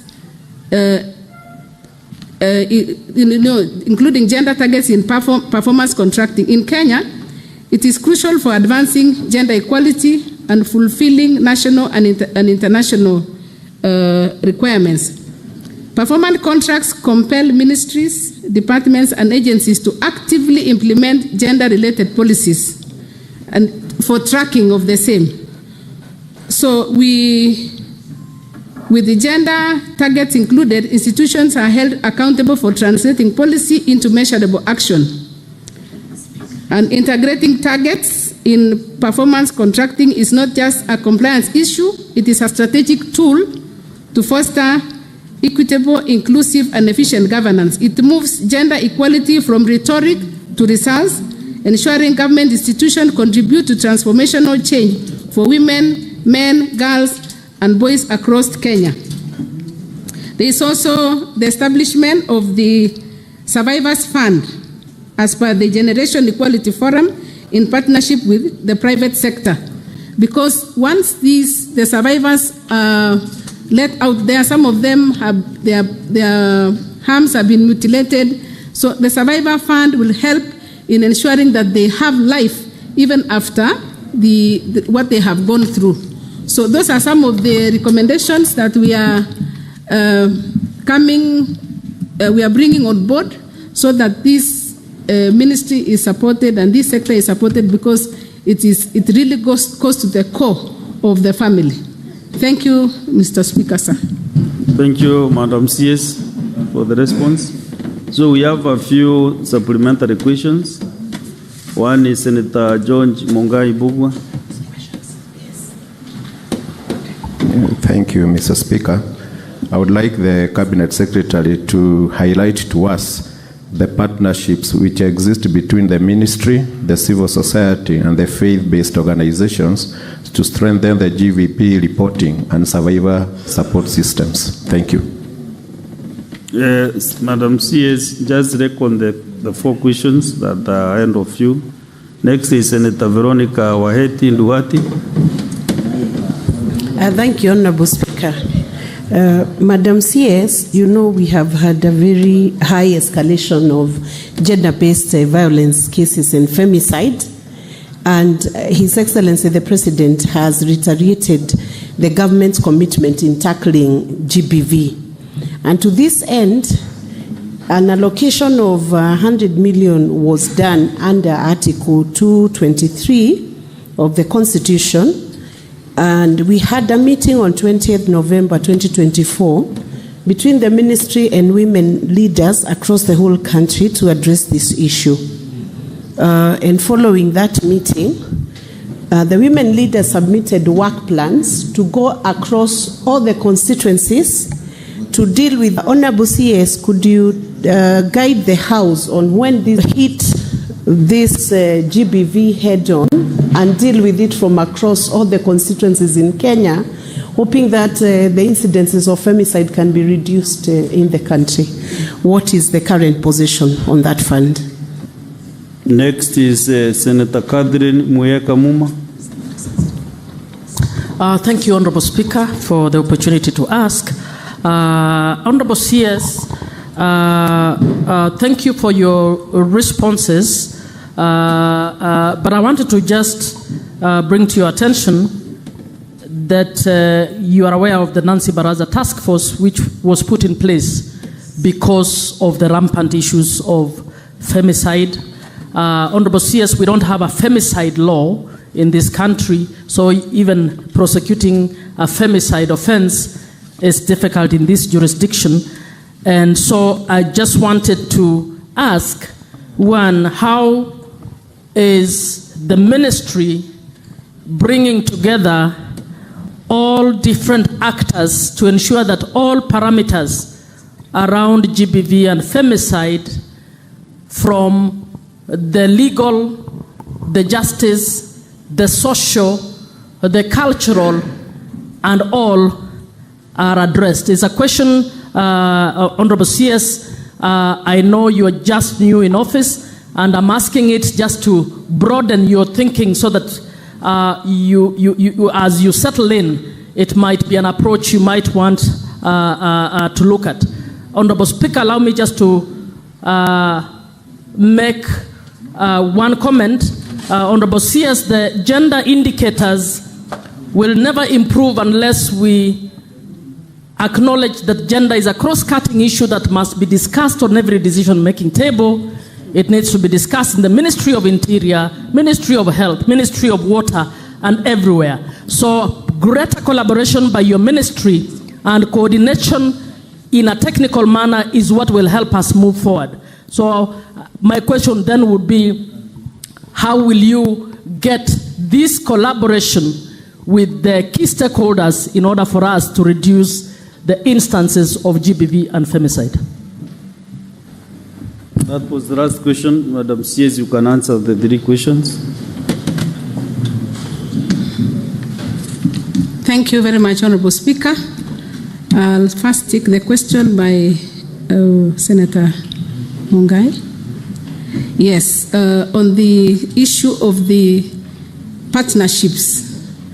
So we have the gender sector working groups, which work together with us very closely to ensure that we have solutions to these issues which are very prevalent. We also have gender officers at the counties. At every county, there is a gender officer who are collecting the data, and they report back to us. Then we can be able to, that is why we are able to identify where are these hotspots and what is it that is causing this prevalence or the surges of these gender-based violence matters. About the 100 million amount, this is a matter that we would need to seek clarification or to make a follow-up on how it should or when it should be disbursed so that it can go for the purpose for which it was meant.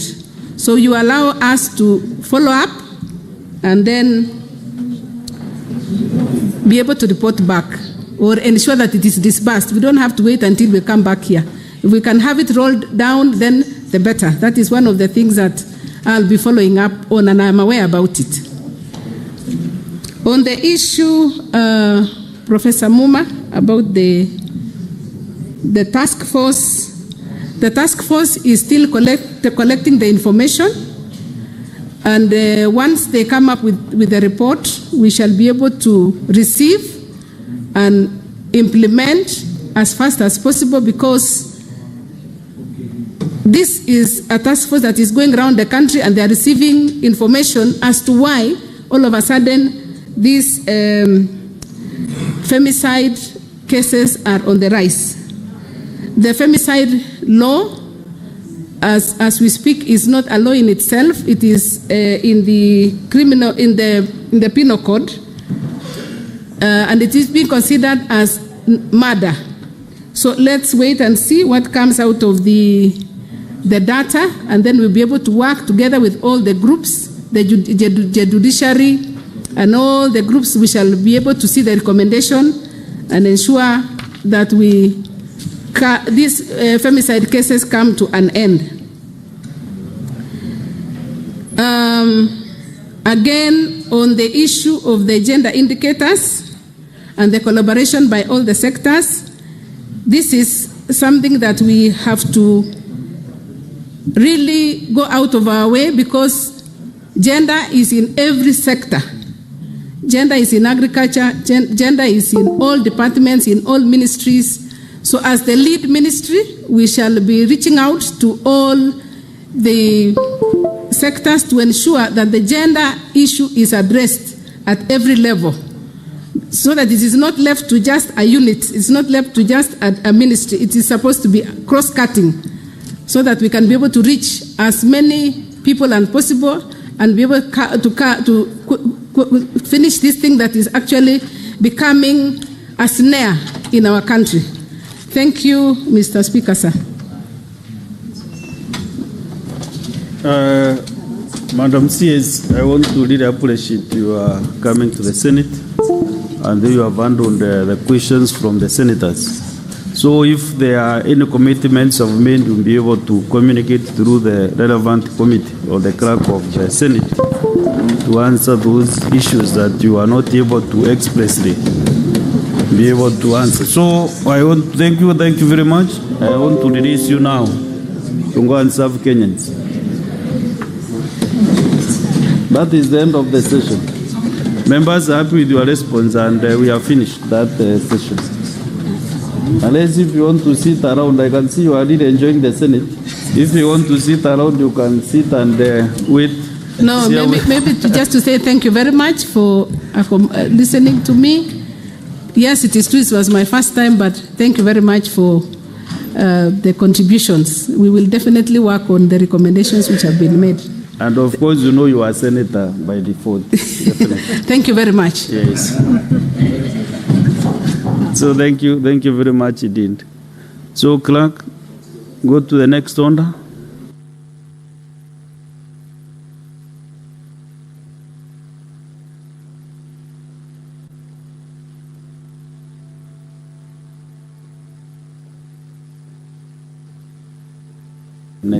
Next order, clerk.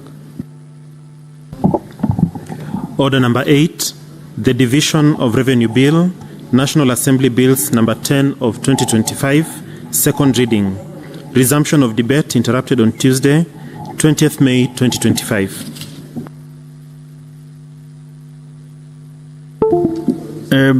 When the business was interrupted yesterday, Senator Godfrey Ososi had a balance of 10 minutes. And if he is not around, then he will forfeit that privilege to spend his 10 minutes. So we go to the next. Online is Senator Chalagay Samson.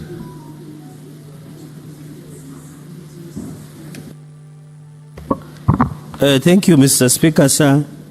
This one of the the reason Senate exists, Mr. Speaker, is on this division of Revenue Bill 2025 that is a precursor of financial year 2025-2026.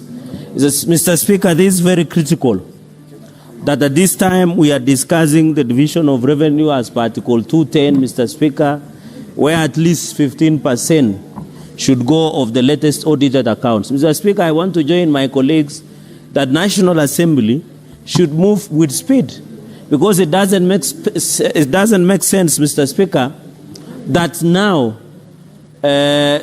Mr. Speaker, we are having a budget that is 4 trillion Kenya shillings, Mr. Speaker, yet the proposal is to give counties 405 billion, Mr. Speaker.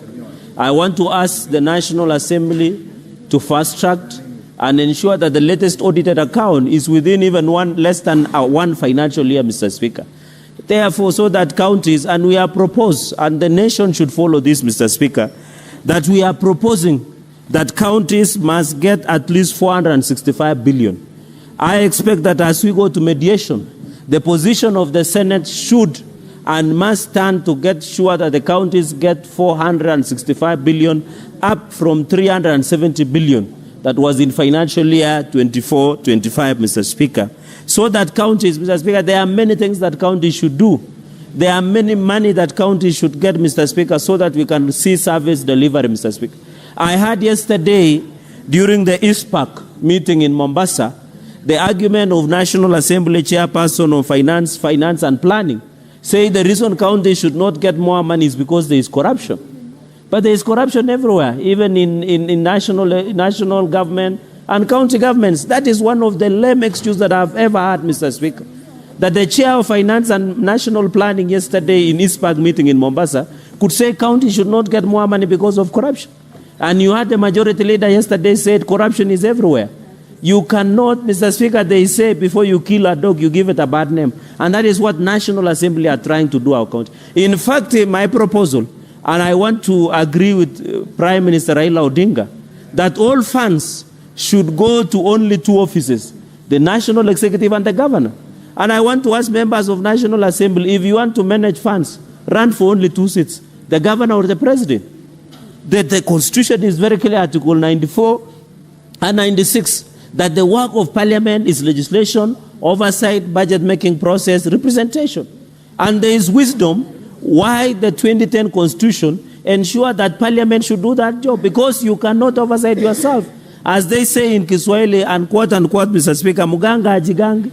And that is the essence, that the National Assembly should oversight National Executive, the Senate and the County Assembly should oversight the governors, Mr. Speaker. So I don't see any reason, Mr. Speaker, that National Assembly is arguing that since there is corruption in counties, but we have ethics and anti-corruption. You have seen the governor of Trans Nzoia has been arrested and arraigned before court of law. You saw the other day that the former governor of Busia was taken to anti-corruption case of 8 million Kenya shillings, Mr. Speaker. We have a number of governors that are facing corruption allegation cases in court that are being prosecuted by DPP and EACC. We cannot allow, Mr. Speaker, that somebody wants to kill devolution so that they can have the money at the center. In fact, my prayer, Mr. Speaker, is going into the future, Mr. Speaker, that we must agree that let us devolve so much money and resources to counties until no one cares who is the president of Kenya. That is my dream. Say that when you are in Meru, your people are satisfied and you have your resources at Meru County, you divide.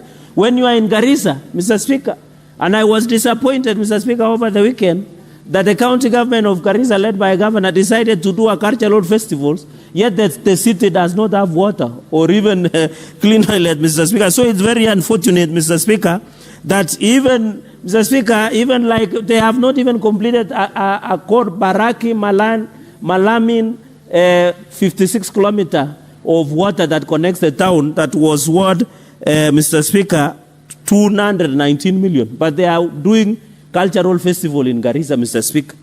In fact, Garissa County have 17 projects that have stalled that amount to 504 million that are yet to be complete, but they have money, which were millions of shillings that they can do cultural events in Garissa County, Mr. Speaker. They should be called out.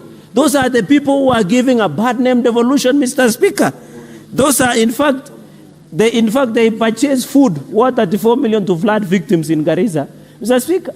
But that money should be used in a fair and transparent manner so that we see value, Mr. Speaker. Even when we were fixing Meru, Mr. Speaker, by removing the former governor, was to bring order and sanity. So I want to call out governors who give it a bad name, devolution. That is why devolution wants to be killed by individuals, Mr. Speaker. And therefore, Mr. Speaker, we must agree that as a nation, we must agree that money should go to counties to ensure there is value for money, Mr. Speaker. Number two, Mr. Speaker, I have seen that counties from March, April, Mr. Speaker, equitable shareable revenue has not been dispersed. 74.98 billion is yet to be dispersed. Mr. Speaker, under Article 219, and the CS of National Treasury should be aware of this, that Article 219 says when the money has been dispersed, it should be dispersed without undue delay under Article 219 until and unless stopped under Article 225, Mr. Speaker. That is when the Constitution envisages that money should not be sent to a county when it has been stopped under 225 of the Constitution of the Republic of Kenya, Mr. Speaker. The violation of Article 219, and I remember we didn't sanction the former minister, Ukuri Yatani, over delay of disbursement to counties, Mr. Speaker. Let the National Treasury, I am happy, Mr. Speaker, and I want to congratulate them that they have released the school capitation of over around 22 billion capitation fees for second term to schools. But they must release 74.98 billion to counties that from February, March, and April, Mr. Speaker, so that the functions within counties can be pursued seamlessly, Mr. Speaker. And therefore, apart from corruption and prudent expenditure by counties, Mr. Speaker, we must agree as a nation. And I would have expected an opposition as the Senate, and I hope as we go to mediation and members of finance and budget are here, we must agree, Mr. Speaker, that our position as the Senate, we must push for 465 billion Kenyan shillings, Mr. Speaker. Number 4, Mr. Speaker, is on concurrent functions. Mr. Speaker, we need to have clarity on community health programs, CHVs, Mr. Speaker. Because when you move under our county, CHVs have not been paid, Mr. Speaker. There is another, Mr. Speaker, the issue of UHC, Universal Health Coverage. Mr. Speaker, I hope you have seen whenever you are driving into Parliament, the UHC staff are always demonstrating, Mr. Speaker. You have even directed from your seat that we received their petition, Mr. Speaker. These are the people when soldiers were hiding in barracks, when big men and women wielding power are hiding because of COVID. It is only these heroines and heroes of Kenya that confronted the fight against COVID-19, Mr. Speaker. It is sad today that the country does not see value of UHC staff, Mr. Speaker. And even Council of Governors, the other day they say they don't have a budget, Mr. Speaker. They were arguing that they gave us a pet to take it home, but it turned into a skunk, Mr. Speaker. Or they gave us a skunk to take it home and turn into a pet, Mr. Speaker. We must agree, and I want to challenge National Assembly, that under the conditional grant, at least we should give 2 billion as a ring fence for transit of UHC. But they must first be given, Mr. Speaker, the gratuity so that they can get value for the money, Mr. Speaker. The UHC that are demonstrating daily, we must listen to them, Mr. Speaker. And you remember the Minister of Health was here, although he said he doesn't take my counsel, but my counsel is rarely given. And it is valuable, Mr. Speaker. You remember the Cabinet Secretary Aden Duale said he cannot take advice from Cherargei, and it is on record. But I'm saying my counsel is rare but very valuable, Mr. Speaker. Mr. Speaker, there is a point of information from Senator Endi Okech. To the House or be informed. Okay, yes.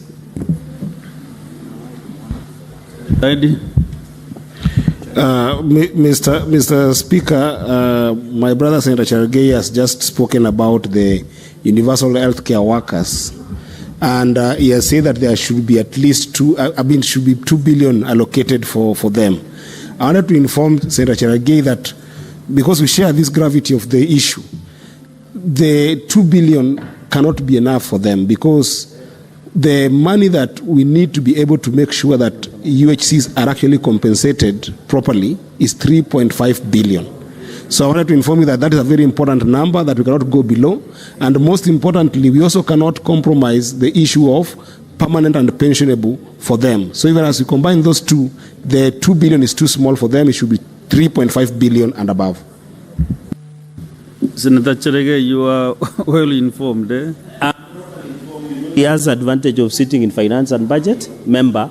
I think 3.5 billion. You should ensure that that money is. Yeah, you should ensure, even as we go for mediation, our bare minimum is to ensure that 3.5 billion is ring-fenced for payment of gratuity and hiring on permanent and pensionable of UHC staff.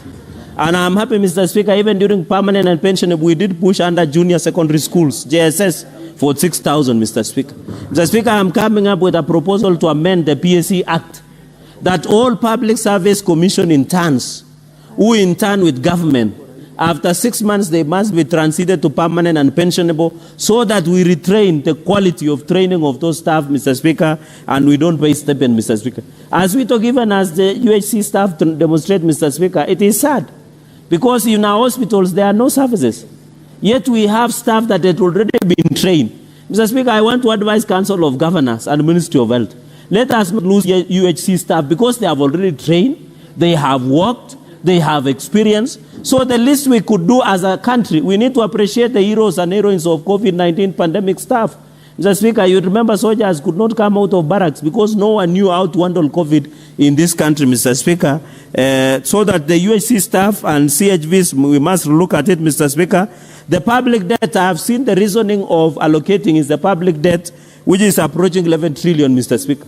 I want to call upon, and I want to challenge the Finance and Budget of National Assembly and the Senate and His Excellency the President, that why don't we do an audit of the public debt, Mr. Speaker, so that we know in this 11 trillion shillings, who do we owe and who owe us, Mr. Speaker.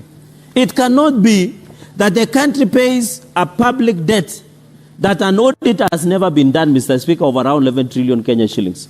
I want to say that one of the things that Parliament can do is to demand an audit of the entire public debt that the country is paying. Because, Mr. Speaker, we have to tax Kenyans. We have to borrow so that we can pay tax. Because in the past, Mr. Speaker, in the past regime, there was reckless and abandonment of borrowing, Mr. Speaker, that we cannot account for. Through the SGR, through the infrastructure roles, Mr. Speaker, we must demand for an audit of public debt in this country of 11 trillion Kenya shillings, Mr. Speaker. And even, Mr. Speaker, it is very disappointing that most of the businessmen in Meru, in Nandi, in Kilifi, in Narok, in Migori, in Garissa, in Isiolo, are suffering because of lack of the payment of pending bills, Mr. Speaker.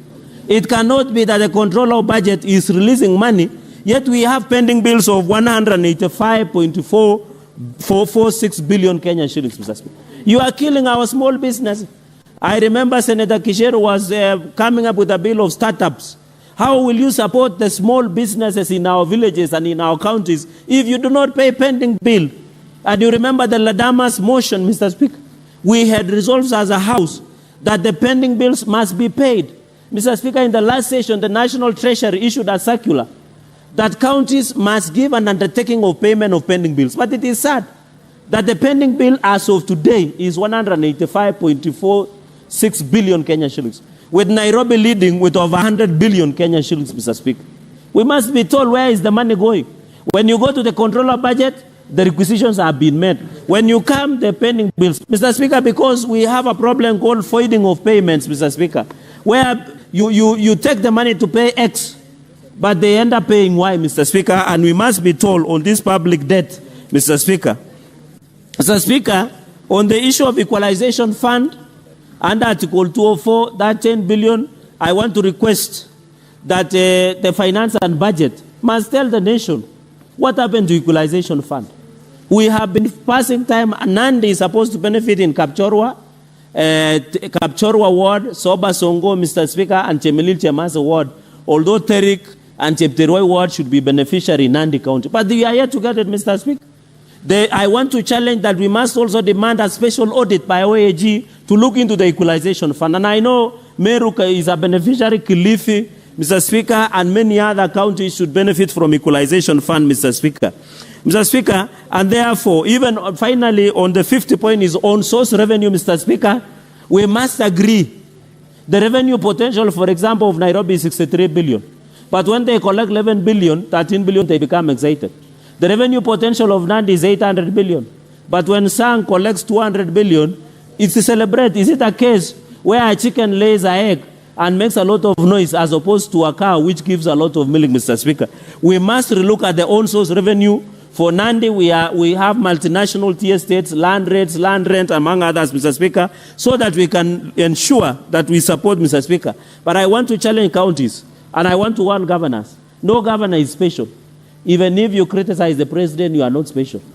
We want to tell the governor of Trans Nzoia that he must be held accountable. However much he tries to politicize the issue, he must face the full wrath of the law, Mr. Speaker. And I want even to throw behind, Mr. Speaker, this country people should avoid bad manners. I want to thank Her Excellency Samia Suluhu Hassan for calling out activists who wanted to go and disrupt the peace in Tanzania. In fact, should have detained and prosecuted them because they have taught this country bad manners, Mr. Speaker. These activists have taught our people to insult, to undermine, to lose respect to the leadership of this country, Mr. Speaker. Tanzania is a very peaceful country. And what President Samia Suluhu Hassan said, we should respect our countries, Mr. Speaker. There is mutual respect. And I hope as the activists run around East Africa trying to meddle in the internal affairs, they must be put to stop, Mr. Speaker. Because what business would you have to go and meddle in affairs of Tanzania? What business, Mr. Speaker? These activists, and I want to ask President Samia Suluhu Hassan, Mr. Speaker, of Tanzania, to be very careful because these activists are funded by enemies of Africa who want to destabilize the unity, the peace and tranquility of most African nations, Mr. Speaker. You saw even in the last Gen Z protest, Mr. Speaker, there were allegations that international donors were financing instability, Mr. Speaker, in this country using what we call international donors, Mr. Speaker. So I want to ask the President Samia Suluhu Hassan that in the spirit of East Africa, he should assist us to discipline some of these ill-behaved activists that have continued to destabilize Kenya, Mr. Speaker. The island of peace of Tanzania must be protected, Mr. Speaker. Senator Chalagay. And our finya kabisa. Senator Chalagay, can you relate what you are now discussing with the division of revenue bill? Can you relate the two? Because you okay, I'm trying to relate. Digressing. What I'm saying, Mr. Speaker, we need stability in Tanzania and in Kenya. Because there is balance of trade. We export and import. We get taxes. Then we build on the division of revenue, Mr. Speaker. And that is why I'm saying we should not disturb the peace and unity of Tanzania, Mr. Speaker. And ask Samia Suluhu Hassan afinya wa kabisa. There's a minute. Mr. Speaker, this is a very serious flaw in this House, Mr. Speaker. And, Mr. Speaker, this is on 105 in the statement of facts. Mr. Speaker, is it in order for the Senator of Nandi, who is a lawyer, to actually misinform the House and misinform the public on what informs the action of deportation of Kenyans from Tanzania, Mr. Speaker? Mr. Speaker, if you look at Article 104 of the EAC Common Market Protocol of 2015, it expressly says and guarantees the freedom to deny, Mr. Speaker. It allows the tenets of democracy to actually permeate in the region entirely, Mr. Speaker. How can Senator Cherargei allow the existence of those treaties, Mr. Speaker? This is something that must be condemned and is not right and could actually lead to reciprocation by Kenyans for other members, Mr. Speaker. So is it factual that that's the tenets of our democracy, Mr. Speaker, that dictatorship in Tanzania is exclusive to our dictatorship in the country? Senator Cherargei has heard you. Let him respond. The Senator Eddie should withdraw and apologize. There is no dictatorship in Tanzania because they do elections regularly. Correct. So it is very wrong. Mr. Speaker, I wanted to answer a point of order and after. 1 minute? Yes. So he must withdraw and apologize because Samia Suluhu Hassan, president, she has been elected to be in that office alongside the late Magufuli. Number 2, under the EAC treaty, it talks about goods and services. Martha Karua and other busybody activists are not defined as goods and services unless I go to the treaty of 1999. Goods, services and labor. And which labor was a busybodies activist? The Martha Karua and Boniface were taking to Tanzania, Mr. Speaker.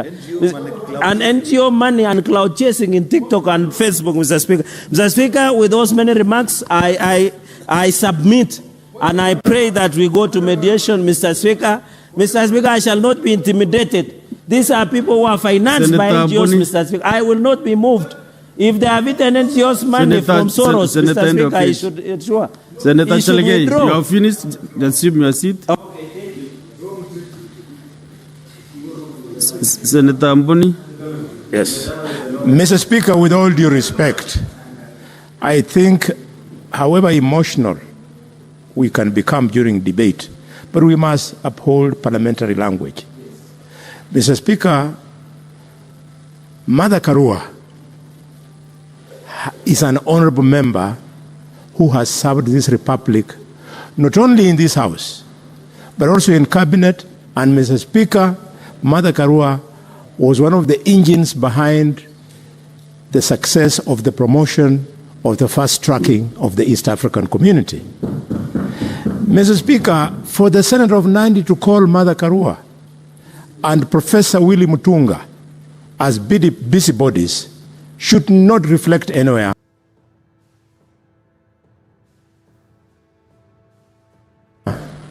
in the records of this House. You'll have so time. What is out of order, Senator Boni Karua? In fact, I'm on point of order. Because you are now also trying to do a debate. So what is your point of order? Be specific. Yes. The point of order is the Honorable Senator, in order to use unparliamentary language, and have specified calling distinguished Kenyans busybodies. Is he in order? Mr. Speaker, I demand that he withdraws and apologizes abundantly to William Tunga, Professor, and Martha Karua. I would forgive him if he's talking about people like Boniface Mwangi. That's okay. But not these two characters, these distinguished Kenyans. Yes, Senator Cherargei. Mr. Speaker, I just say busybodies. People are busy. In fact, I am better than President Samia Suluhu Hassan, who say viumbe. In fact, I am better. I'm saying they are busybodies. What is their job description as at now? They are former, and we know what they are trying to achieve. These are activists who actually, want to Senator Mboni Kalwale, your point of order is on standing under 122. Yes. 122 1B. When a senator declines to retract use of unparliamentary language or declines to offer apologies, despite having been ordered to do so by the Speaker, so he becomes gross disorderly conduct. That is where now you are going to, and you know the consequences. We must respect the standing orders like the Bible. Okay. So that we can. Mr. Speaker, with tremendous respect, because you are the chair of Njuri, I withdraw and substitute.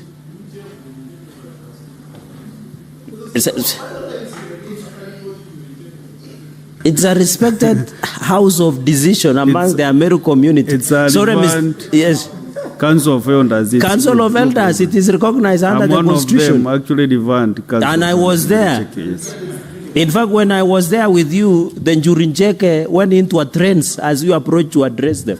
So I have every right to ensure that. Mr. Speaker, I withdraw the word busybody and good for nothing individuals, Mr. Speaker. Thank you. Senator Olekina Rendamo.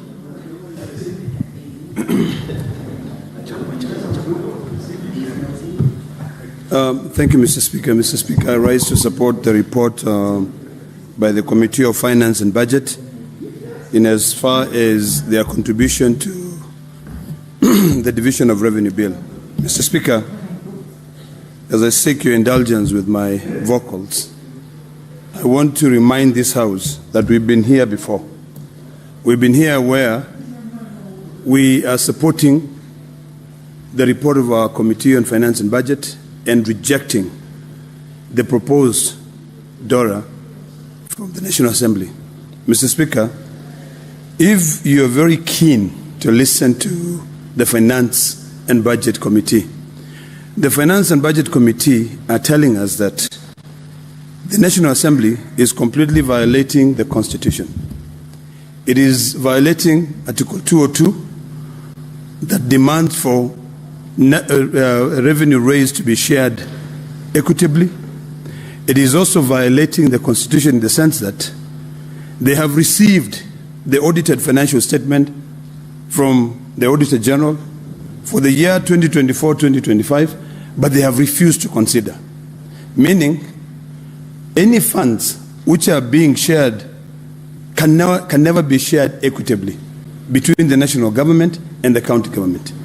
Mr. Speaker, if we are relying on audited financial statement for the year 2020-2021, the only amount of money that can be proposed by the National Assembly to be shared among counties will only be about 14%. What does that tell us, Mr. Speaker? It tells us that all these new taxations policies which are being introduced by the government are only going to hurt Kenyans more and create huge pending bills where all these governors will be appearing before our committee of budgets, they'll be appearing before our oversight committees to answer questions as why they are not remitting their statutory deductions. Mr. Speaker, if you look at the undiscretionary expenditures alone amounts to a total of about 31 billion. The amount of money that we had proposed and we went through mediation back and forth for the last DORA was only going to be about 405 billion. But we were pushed down, even after those mediation, we were pushed down to a figure of about 387. Now, let's just be realistic. We have had an agreement between our party ODM and KK that we are going to endeavor to ensure that we send at least 450 billion to the counties. Where did we have this agreement? Because we are aware, we are alive to the fact that there are these undiscretionary expenditures that must be taken care of. Because if you are deducting money from an employee and you yourself as an employer are not able to remit the 30 billion that you have deducted because you do not have enough money to pay your pending bills or to introduce any other development, then what are you going to be doing? Mr. Speaker, sir, we are continuing to dig a deeper hole when it comes to an issue of our fiduciary responsibility. It is about time, Mr. Speaker, that we ask ourselves whether these debates and whether the position we take as a Senate is a position that we all understand, that we are fighting for our counties to be able to get money so that there are no pending bills, so that also they can be able to complete the cycle whereby you deduct statutory deductions, you remit them to allow the government to continue raising funds. Mr. Speaker, one of the biggest challenges that I see is that sometimes there is a huge disconnect. And I strongly believe that there is a time that we should, this House, the Committee of Budget of the National Assembly and the Committee of Budget of the Senate should actually sit together and try to make sense of the dollar. Before it comes here, we waste time, we debate, we try to drill some sense into how money should be divided using the Constitution. But we seem to be getting nowhere. We are trying to drill wisdom to the Committee of Budget of the National Assembly. That there's no way that you're going to come here and say that you are proposing to give counties 405 billion, yet alone. If you are to take these undiscretionary expenditures, like the housing levy, like the SHIF, like the NSSF, you know, like also other expenditures, you know, there's no way, this 31 billion, there's no way you can be able to support these counties. Even if you take the 387 plus the 31 billion, that gives you 418 billion. So, Mr. Speaker, we need to be candid enough that if we are supporting devolution, we do it with facts. We put facts on the table and we try to educate these people on the need to ensure that we maintain a fiduciary responsibility. Mr. Speaker, the reason why a lot of people blame the control of budget is because they don't read the Constitution. They don't read the laws.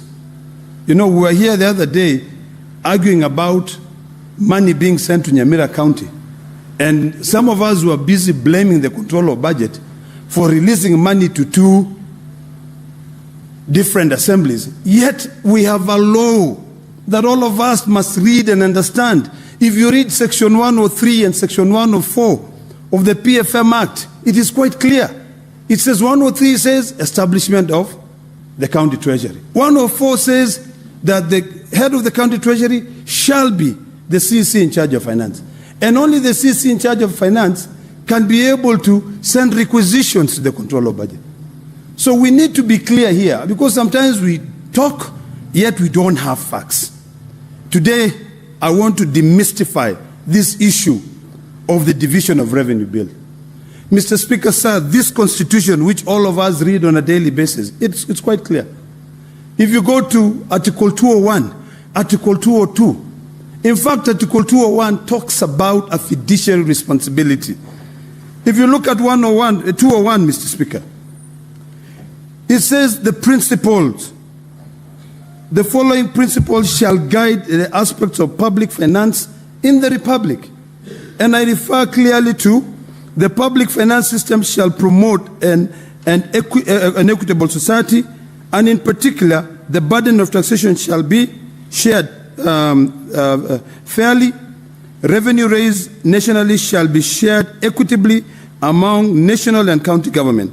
And finally, expenditures shall promote the equitable development of the county, including by making special provision for the marginalized groups and other areas. Now, we talk about the Equalization Fund, Mr. Speaker.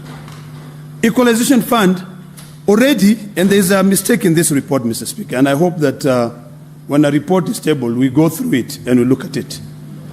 We do not own, Equalization Fund is not owed 2.7 trillion. It is only owed 27 billion. So that should be corrected in this report. That is the first thing. Now, the Committee of Finance is proposing that the money which should be set aside for the Equalization Fund should be 9 billion shillings. Already, there is a debt of 26 billion. How are we going to resolve this debt? We are going to compound debt over debt. We need to be realistic. If we are not able to raise that money, in fact, this is where I differ with the Committee on Finance. Because if we already owed 26 billion, you are asking, what has been proposed is 7 billion. You ask and saying, add an additional 2 billion. So 27 plus 7 is 34. If you add another 2, is 36 billion. Yet there is a sunset clause on this equalization fund. The Constitution is actually quite clear in terms of the equalization fund. I think it's Article 2, is it 204? 204, it talks about the equalization fund and it sets a sunset clause.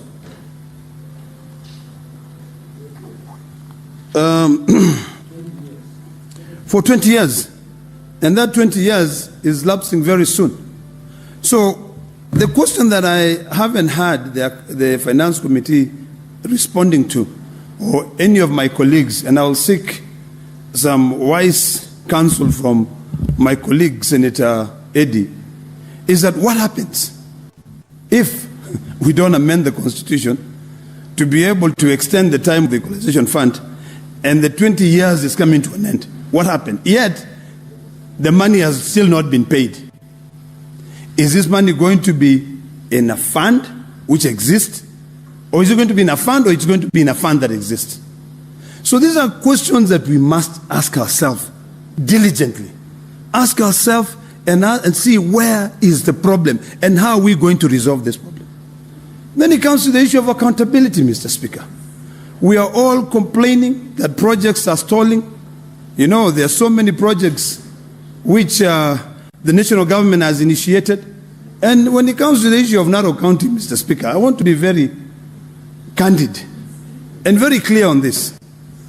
There is an airport which is a responsibility between both the national government and the county government. And I applaud my county government of Narok and the Ministry of Transport because, of course, they have looked at issues to do with Article 187 of the Constitution in terms of a function which is for national government being undertaken by another level of government. And coming and saying we need this service. If the national government cannot afford it, we, the people of Narok, who I consider ourselves very rich, can be able to afford to build the terminal. So these projects must be completed.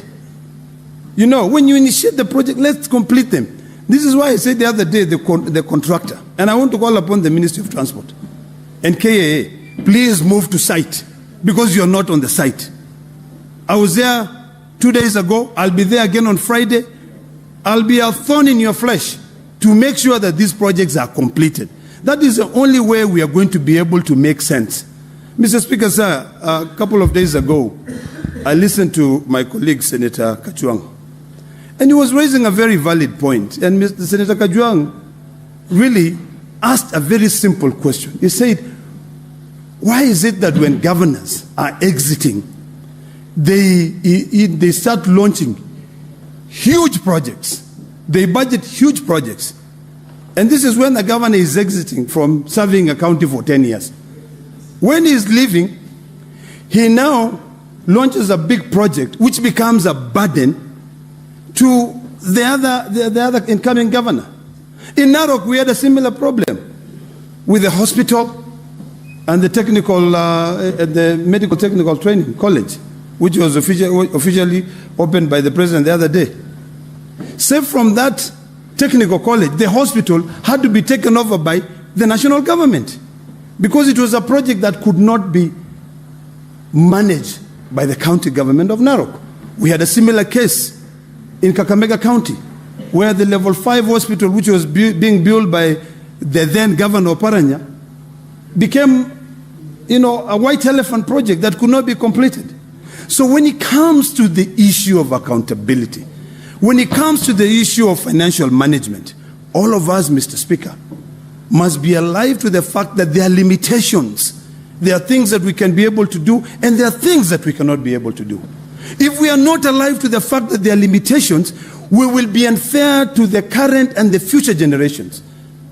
People will commit suicide because their pending bills have not been paid, and yet there's nothing we are doing. We passed a motion here, but being implemented, it becomes a challenge. So, Mr. Speaker, sir, when we are talking about amending the Constitution, there are things that we've seen that do not work in this Constitution when it comes to financial management. You know, there are a lot of companies that collect revenue on behalf of county governments.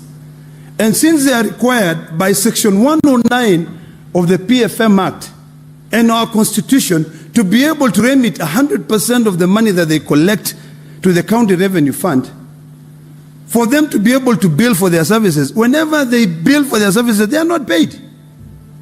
So it creates a problem. So you want this person to raise money for you. But then when he has raised that money for you, you don't want to pay him. Number two, the law says the shareable revenue, the money shall be considered, or the Auditor General, the National Assembly shall consider the most current audited financial statements. But guess what? Because we are uncouth, because we are insincere, because we do not subscribe to the principle of,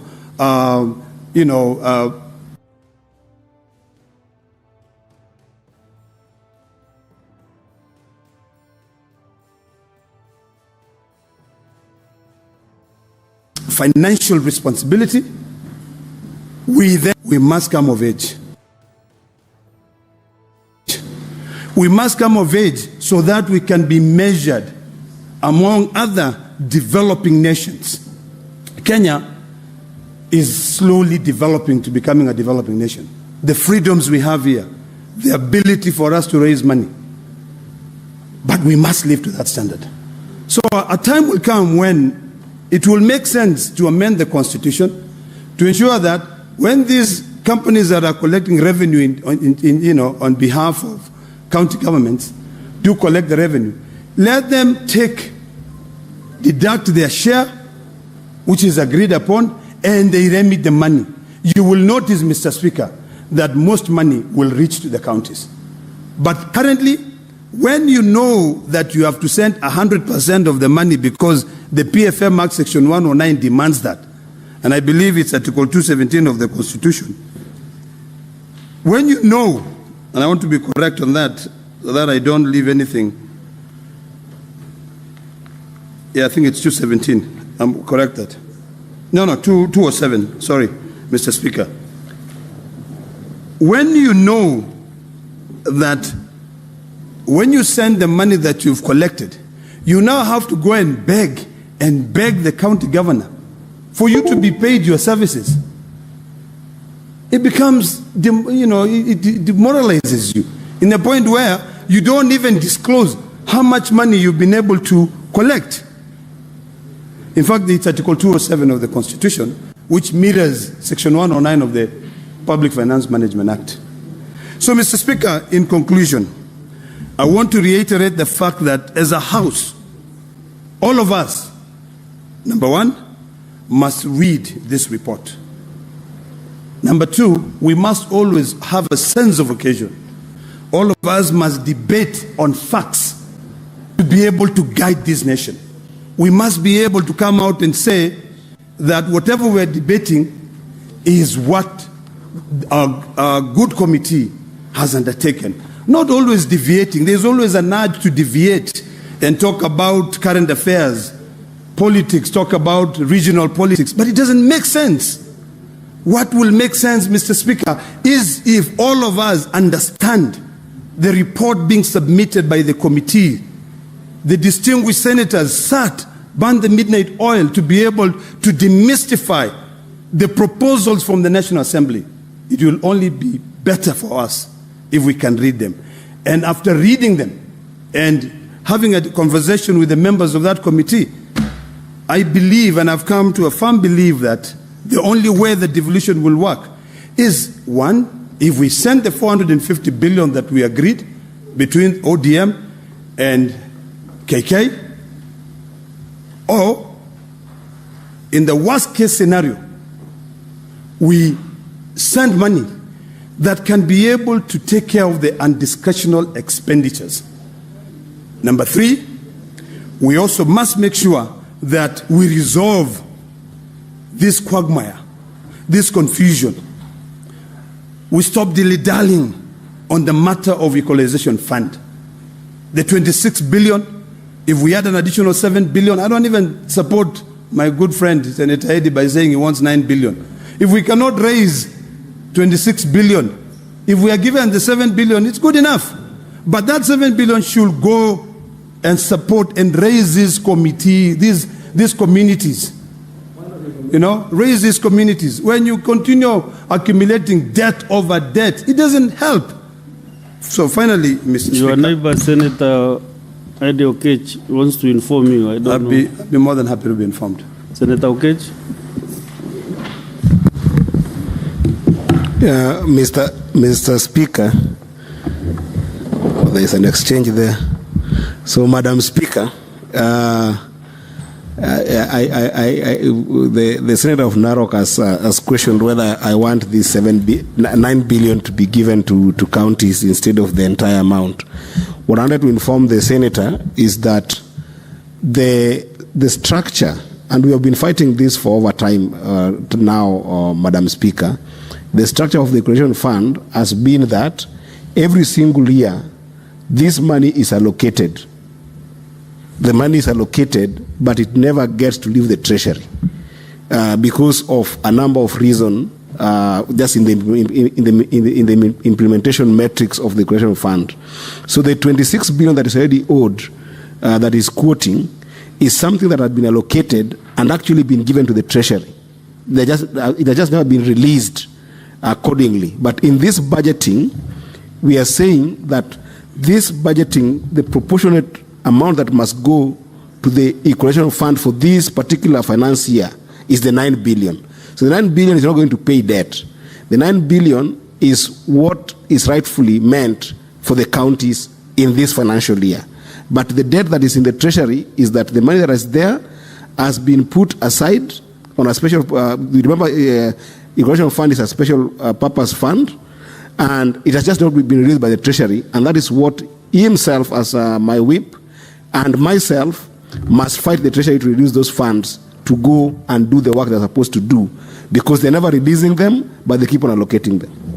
So this is just a commensurate amount to this, tied to this particular financial year, the 9 billion that we are requesting of. It's not necessarily the one to pay the debt. Thank you, Mr. Speaker. Madam Speaker. Thank you, Senator Eddy. You can proceed, Senator. Thank you, Madam Speaker. Let me appreciate my good friend and neighbor, the distinguished senator from Migori, for informing me. I'm well informed, and that notwithstanding, my argument is very simple, that this amount that we are allocating, yet we cannot be able to spend it before the financial year is over. Madam Speaker, I think I need more time because my clock was running when I was please add him a minute. It's the one that was donated to Senator. So I'll have like 6 minutes? 1 minute. 1 minute. Let me end by saying the following. That notwithstanding, Madam Speaker, it is imperative that we adhere to Article 201 of the Constitution of Kenya. Openness is very key. Public participation is very key. Let Treasury come in and tell this House, because if you read the Constitution, it mandates the Cabinet Secretary in charge of any department to appraise the National Assembly and the Senate on the workings of their ministry. So let us, it will be good for the Committee of Finance and Budget to now call the Cabinet Secretary here to say, why are we allocating money and you are not spending this money? And that is why I'm arguing that the reason why they are not spending that money is not because that money is there. It is because that money is not there. Let us be realistic. So if we are given 7 billion, let us be happy with it and see whether now we can be able to call for it. And finally, Madam Speaker, I want to reiterate what I said earlier on. I would really want to plead to my colleagues. Please read this report and let us debate and always have a sense of occasion on what we are debating to help Kenya. I thank you, Madam Speaker. Thank you, Senator Ledama. I have a communication from the chair on visiting teachers and students from Tenwek High School in Bomet County. Honorable Senators, I would like to acknowledge the presence in the public gallery this afternoon of visiting teachers and students from Tenwek High School in Bomet County. The delegation comprises 2 teachers and 49 students who are in the Senate for a one-day academic exposition. Honorable Senators, in our usual tradition of receiving and welcoming visitors to Parliament, I extend a warm welcome to them, and on behalf of Senate and on my own behalf, wish them a fruitful visit. I thank you. I want to request Senator Joyce from Bomet County also to welcome the group, and also to be supported 1 minute by Honorable Senator from Bungoma County, Senator Wafula. Thank you very much, Honorable Speaker. Allow me to welcome the teachers and students from Tenwek High School. This is one of the best schools in the country, not in the county. This is one of the schools that has produced a number of leaders in this country. One, Honorable Nanok, Honorable the late Kipkalia Kones, Honorable Isaac Ruto, and a number of them, including my own husband, Honorable Speaker. So I just want to say that I want to welcome them, and I hope they are going to learn a lot. Though they have a very limited time, I want to say that with the few minutes that they are going to stay here, they will be able to see this house, and I also pray for them that one day they will also come to this house. Thank you, Honorable Speaker. Thank you, Senator Joyce. Asante Mheshimiwa Spika kwa kunipa fursa hii kuwakaribisha wanafunzi wa shule ya upili ya Tenwek na walimu wenzangu ambao wameambatana na wanafunzi hawa ambao wanaonyesha ari na azma ya kupita mtihani na kufuata yale nyoyo zao zinataka. Mheshimiwa Spika, wanafunzi hawa wanatoka bonde la Ufa, Mheshimiwa Spika, na mwanariadha shupavu mwanariadha Kipchoge alisema katika dunia hii hakuna kisichowezekana. Binadamu anaweza fanya chochote kwa utimilifu wa wakati wake. Na mimi nawapa mkono wa heri njema kwamba walipo hapa wanapotutazama, sisi vile vile tumetembea safari ndefu ya masomo. Nimekuwa mwalimu wa shule ya upili, sasa mimi ni senator. Kile ni kuambia tu, fanya kile walimu wanasema, fanya kile wazazi wanasema. Jifunze. Waswahili husema asiyefunzwa na mamaye ufunzwa na ulimwengu. Sasa msijitose katika maisha ya ulimbwende na raha ili hali uzee uko njiani waja. Jienjoy. Furahieni kuwa hapa Senate. Tengeneza urafiki na marafiki kutoka bembe mbalimbali za nchi ya Kenya, na utakapofika umri utajua kwamba heri kuziba ufa kuliko kujenga ukuta. Asante sana Mheshimiwa Spika, na watakia kila laheri katika safari zenu za hapa na pale kujua jinsi jumba la Senate linapofanya kazi. Asante sana Mheshimiwa Spika. Asante Senator Wafula. Senator Kisang William. Thank you, Madam Speaker. Madam Speaker, I also arise to make comments on this particular bill. Madam Speaker, I know there are several proposals. There was a proposal by CRA of 17 billion, then the National Treasury 4 or 5 billion, and the Kenya Kwanzaa leadership and the ODM leaderships agreed on 450 billion.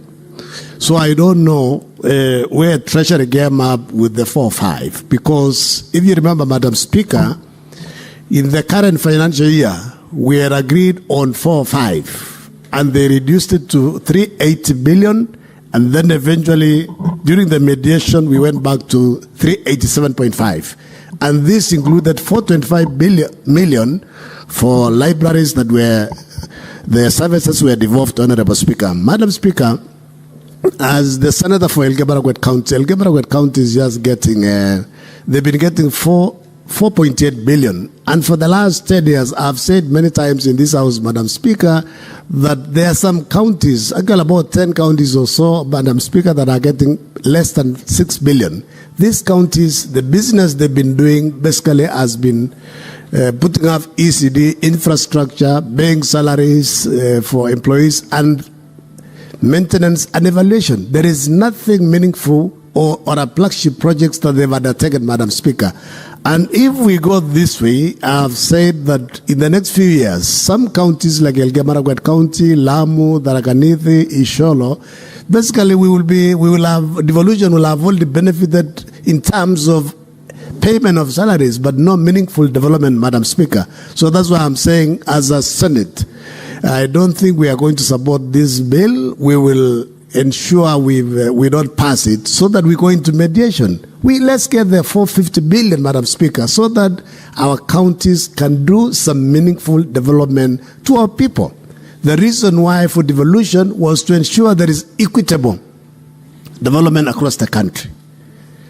That was the main reason why the 2010 Constitution was passed, Madam Speaker. Madam Speaker, as I say that, Madam Speaker, if you go through the bill, CRA, they gave that proposal for 417, Treasury 45, and what the National Treasury is basing their 4-5 billion, they are basing it on the last audited accounts and approved by National Assembly, basically 2020, 2021.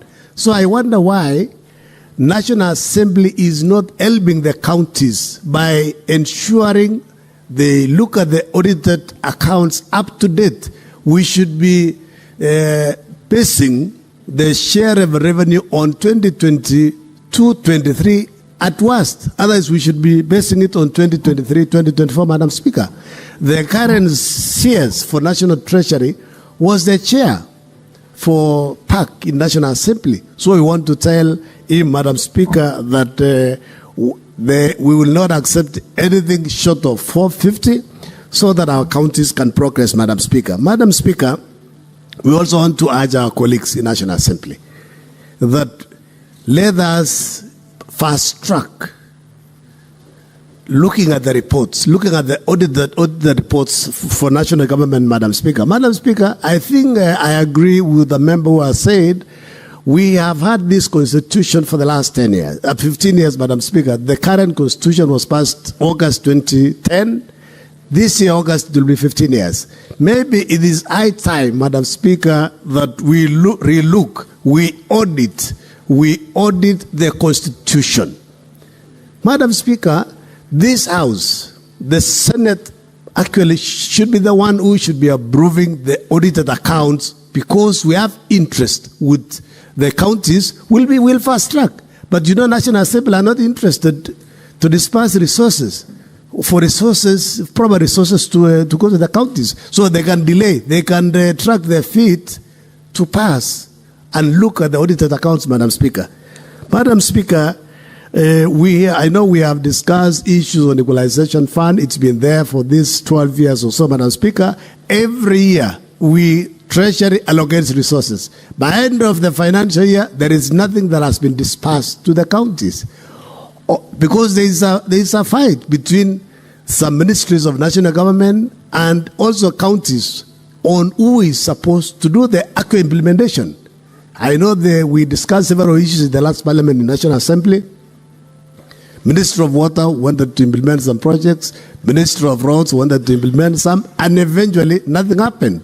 In fact, I believe National Assembly have also extended, because I think the 20 years are lapsing soon. I think they wanted to extend by another 10 years or so, Madam Speaker. So we need to put our foot down. You cannot say we have, I heard Senator Ed saying we already have 26 billion in National Treasury. If there is 26 billion plus 9, that is 35. Why are we not dispersing? It means basically there is, money in the budget is not money until exchequer is released. Yeah, so we should be aware that when we are told we have 26 billion, where is it? Why can't we transfer then in an escrow account? Yeah, so we need to be alive to that, Madam Speaker. And Madam Speaker, we also need to call on the governors. There is a conversation to have county integrated revenue management system by Treasury. And there is a conversation among the Council of Governors to resist. Why are they resisting a system that will help them to collect revenue? Because we were discussing in Civic this week, Madam Speaker, that Nairobi County, when they implemented a new management revenue system, Madam Speaker, they were able to raise revenue from 10 billion to 12 billion in a financial year. So if they can get a system that is supported by National Treasury, Madam Speaker. What's your point of order, Senator Lekina? Madam Speaker, I really did not want to raise this point of order and actually raise it on my good friend, who I have a lot of respect for. But our constitution is very clear. Our county governments are semi-autonomous. What is your point of order based on Senator Ledama? Is under Standing Order 105 on Statement of Facts. Is a senator in order to purport that the national government, Treasury, can be able to control the management of the finance in the county government? Yet the county government is clear. The money that is deposited in the county revenue fund is protected under Article 207 of the Constitution. And when you read, I believe it's Article 209, or is it 219, Kajwang, that says that a share of revenue raised by the national government of a county government shall be released without undue delays or any deductible. So is a good senator in order to propose that county governors should agree to Treasury controlling their revenue-making systems? Madam Speaker, the good governor and our minority whip has misunderstood me, Madam Speaker. I said what the National Treasury is trying to do, which is a good thing, is to look for a good county revenue integrated management system, and this is basically giving them a grant, a donation, so they don't have to use their own revenue to buy a system. Just the way, Madam Speaker, already the counties are enjoying the integrated financial management information system on the expenditure side of the revenue. What is wrong in giving them a system to collect their own revenue, and they'll be able to support the system on their own, and basically they can have part of the system domicile in their own server or in a cloud. So so basically National Treasury will not, or national government will not control the revenue. They are only helping them to give them a system. I mean, it is the way they have even in the past. They have partnered to have the managed agreement system, which we know it was a scam. And then now they are planning to also have to get additional things. So basically this is not managing the system, it's helping them so that they can have a standardized ICT system. Instead of others going to Safaricom, others are going to use different people. So it will also be very easy for us to audit. You can imagine auditing or checking 47 county revenue systems. So, Madam Speaker, it is clear now. Are you clear now on the issue? I'll give you 1 more minute to just clarify. So that it doesn't spend my minutes, Madam Speaker. Madam Speaker, I think we need to be very careful. Your minutes will be paused. Madam Speaker, we need to be very careful. We are here to protect county governments, but not to go to bed with the national government. So, if the good senator is saying that National Treasury is proposing but not putting conditions, it has to be clear so that whoever comes in, and what I want to remain on record, and I hope that my good friend will make sure that he clarifies his submissions, is that this is not mandatory. We don't want scandals. This is a suggestion, but it's up to the county government to decide yes or no. I hope that's what he's saying, and I would be satisfied if that's what he's saying. But if it is saying that it is so that we in the Senate can be able to audit that, then we'll have a serious problem with that, because we'll now be micromanaging counties' revenue-raising measures.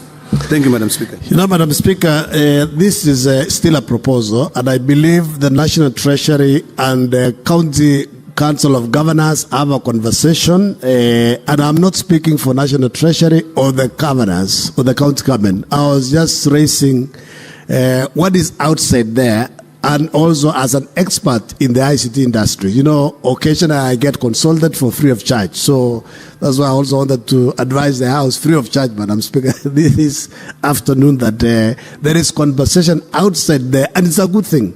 And I believe if counties already, like now Nairobi County, have a system, they say they were able to collect, to raise revenue from 10 billion to 12 billion. If it's a good system, they proceed with their own. I don't think anybody will be forced.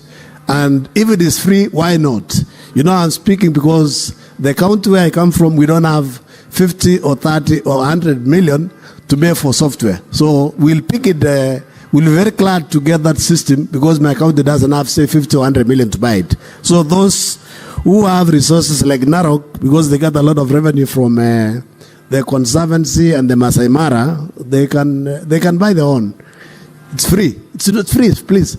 Madam Speaker, we also need to put the governors on the check. Why are they not collecting enough revenue? Every year, all the counties, they budget a lot in terms of on-source revenue. But by the end of the financial year, they have only collected 40 or 50%. And then in the process, Madam Speaker, they accrue a lot of pending bills. We need to audit and check, so that if, say, Elgeyo Marakwet County collected last year 200 million, we shouldn't accept them to propose that they are going to collect 500 million. What miracle is there for them to double? So basically, so that they can progressively maybe add around 10 to 15 or 20%. Otherwise, at the end of the day, Madam Speaker, we are going to have a lot of pending bills. People are going to suffer. They'll be given tenders to do work at the counties, and at the end of financial year, there are no resources, Madam Speaker, to pay for works that have been done, Madam Speaker.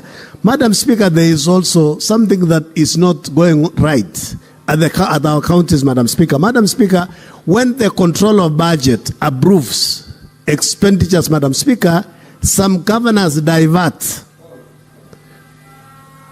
Senator for Narok is saying all governors divert. Instead of paying those that have been approved, they pay their friends. They pay where they know they are going to get a cut, where they are going to get 10% or 20%, Madam Speaker, and then in the process, those genuinely where the control of budget has approved payment for them don't get the money, Madam Speaker. This is also where we are saying, as Senate, we want the controller of budget to automate basically this release of payments, and then ensure the counties don't have an opportunity to replace the payee. The only thing they can do is maybe to reduce the amount, because if they have requested for, say, 20 million for a particular supplier, they can only reduce maybe to 15, 12, or whatever, what they have been given. But they should not change the supplier. This is what we are saying the controller budget should do, and put it in place, Madam Speaker. Madam Speaker, I know tomorrow we'll be meeting and also discussing the formula, Madam Speaker. So I want to urge my colleagues, for the sake of equity, for the sake of helping the younger brother, Madam Speaker, let's sit down, see how we can ensure our counties that are getting less than 6 billion can be cushioned, Madam Speaker, so that at least we can move and do work and do something meaningful for our counties, Madam Speaker, so that at least all these small counties can have good hospitals, we can have the level 5s. Currently, we have level 5s, but when you go to the hospitals, basically they are level 3.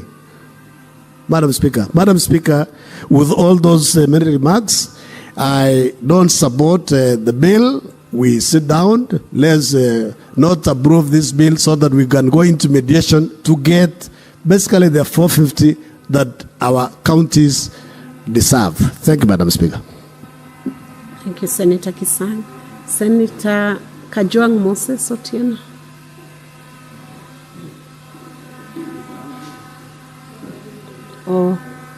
Or can I take Joyce first? Okay, Senator Joyce.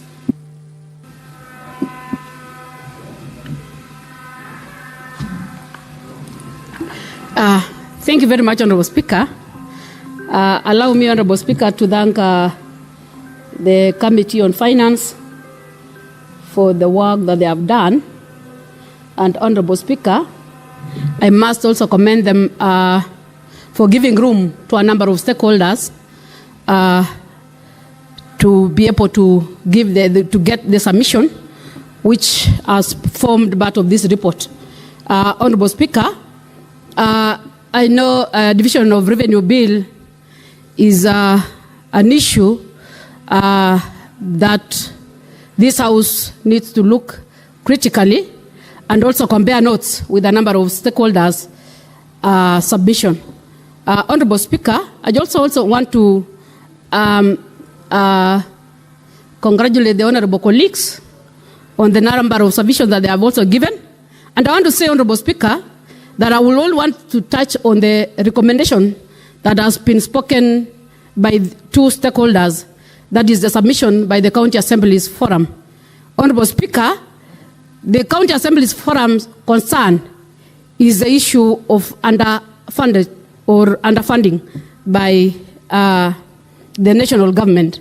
Honorable Speaker, I want to say that the underfunding, Honorable Speaker, has made or undermined the oversight role of the county assemblies, their legislative role, representation function, and particularly some of the committees that they are supposed to assist in terms of fiscal accountability.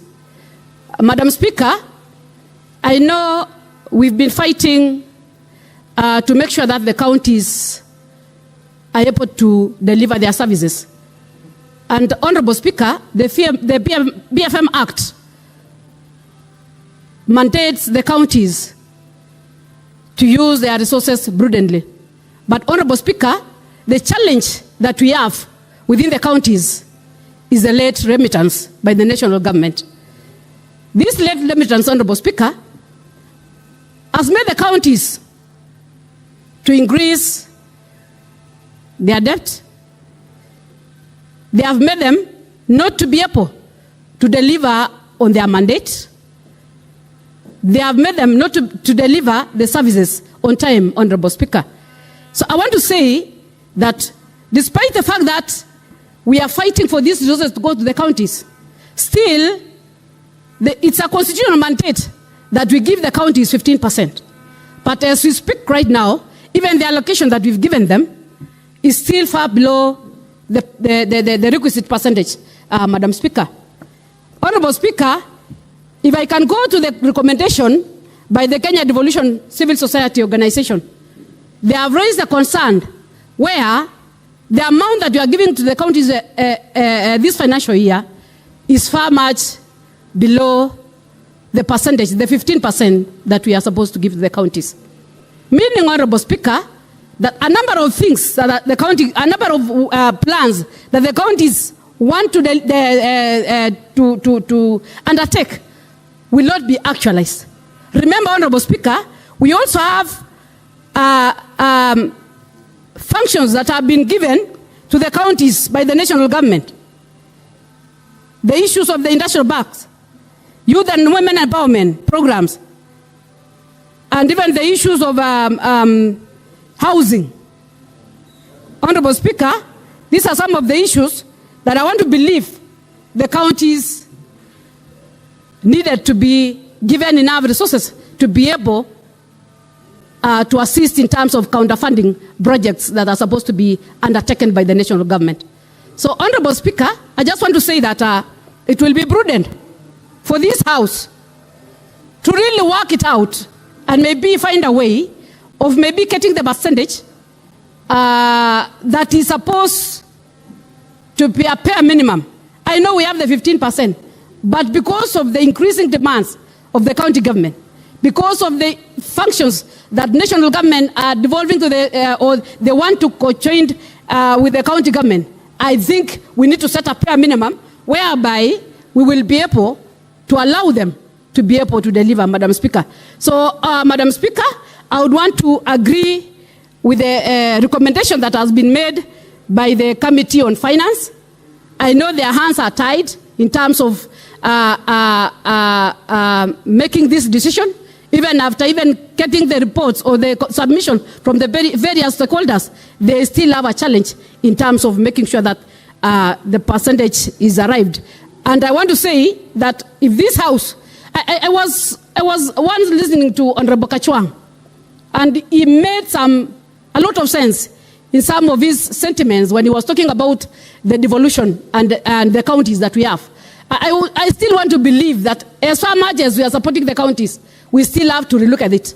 We still have to rethink, because if you see the monies that are going for development, Madam Speaker, you can raise a lot of questions. If you can give a county to a tune of 13 million or 13 billion or 10 billion, and they can barely put in development not even $1 billion shillings, a lot of monies are going to recurrent.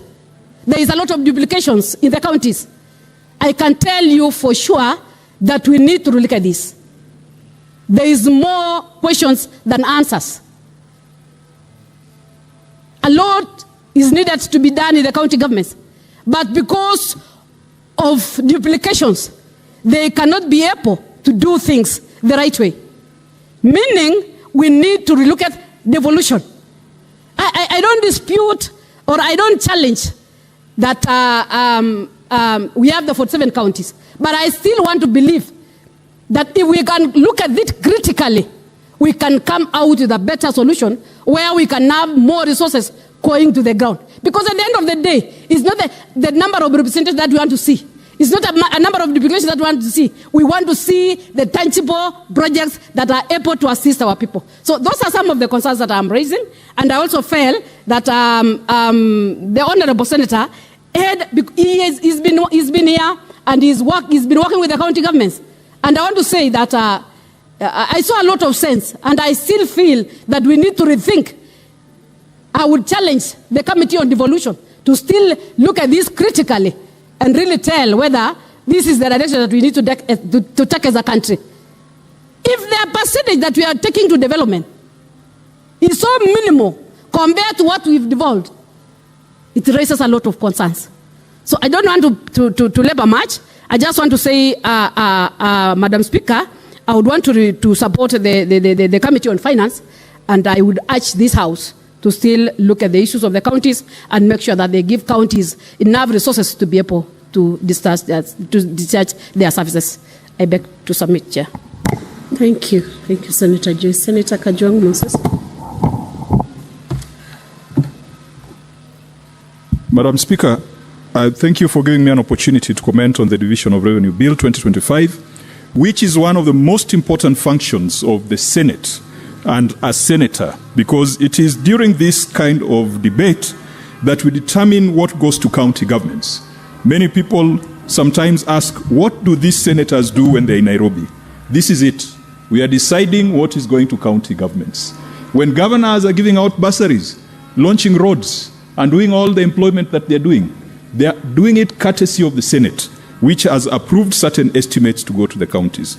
Madam Speaker, I want to strongly oppose the proposal by the National Assembly to allocate county governments 405 billion. Madam Speaker, a number of players have cited different figures. The Commission on Revenue Allocation, the constitutional body that is mandated to advise Parliament on allocations to county governments and division of revenue between the two levels of government, had proposed a 30 billion Kenya shilling increment from the last financial year. The National Assembly has proposed a 17 billion shilling increment. Madam Speaker, both positions by CRA and the National Assembly and Treasury are untenable because of discretionary expenditure and a few other factors that I'm going to highlight. Madam Speaker, the Senate has proposed 465 billion to be allocated to county governments, a position that I fully support. The Council of Governors has requested for 536 billion. That perhaps could be the ideal situation, but I will go with the Senate position of 465 billion, which, Madam Speaker, closely aligns with what the ODM party and the UDM parties signed up for in the 10-point memorandum. Madam Speaker, the two parties agreed to protect and strengthen devolution, to increase funding to county governments, and to protect devolution against clawback. And in the MOU, it was proposed that counties should get no less than 450 billion. Madam Speaker, for those of us who recognize a broad-based government, we can only recognize it if it is going to deliver 450 billion to county governments. Madam Speaker, beyond the politics, there's a bit of the science and the figures and the economics that will influence our decision as a House to decide how much goes to county governments.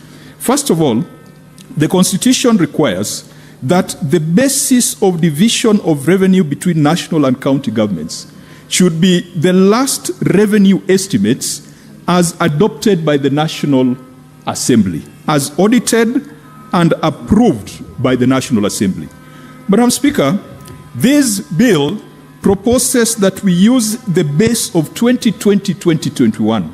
That is wrong, that is unconstitutional, and Justice Jairus Nga, not too long ago, in October last year, made a landmark ruling that said that where timelines have been specified in the Constitution, then they are not optional, they are not a suggestion, they are mandatory. Parliament must review, adopt, consider, debate, audited reports within 3 months of their presentation to Parliament. The National Assembly, by now, should have already adopted the revenue estimates for the financial year 2023-2024. And so it is wrong for them to propose or to purport that 2020-2021 should be the basis. On that point alone, Madam Speaker, someone is going to go to court.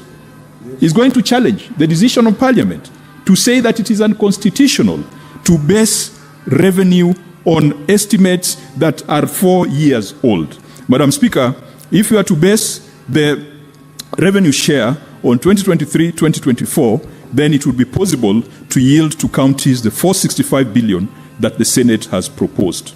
Secondly, Madam Speaker, county governments face non-discretionary expenditure. A non-discretionary expenditure, we had that conversation previously, are expenditure arising from national government policy. Community health promoters, Madam Speaker, is an expenditure that has been put on the heads of county governments. The universal healthcare staff, who I believe could be the ones who are picketing outside Parliament, and they are doing it rightfully, because you saw the headline saying the nurses that nobody needs. This is a sick country.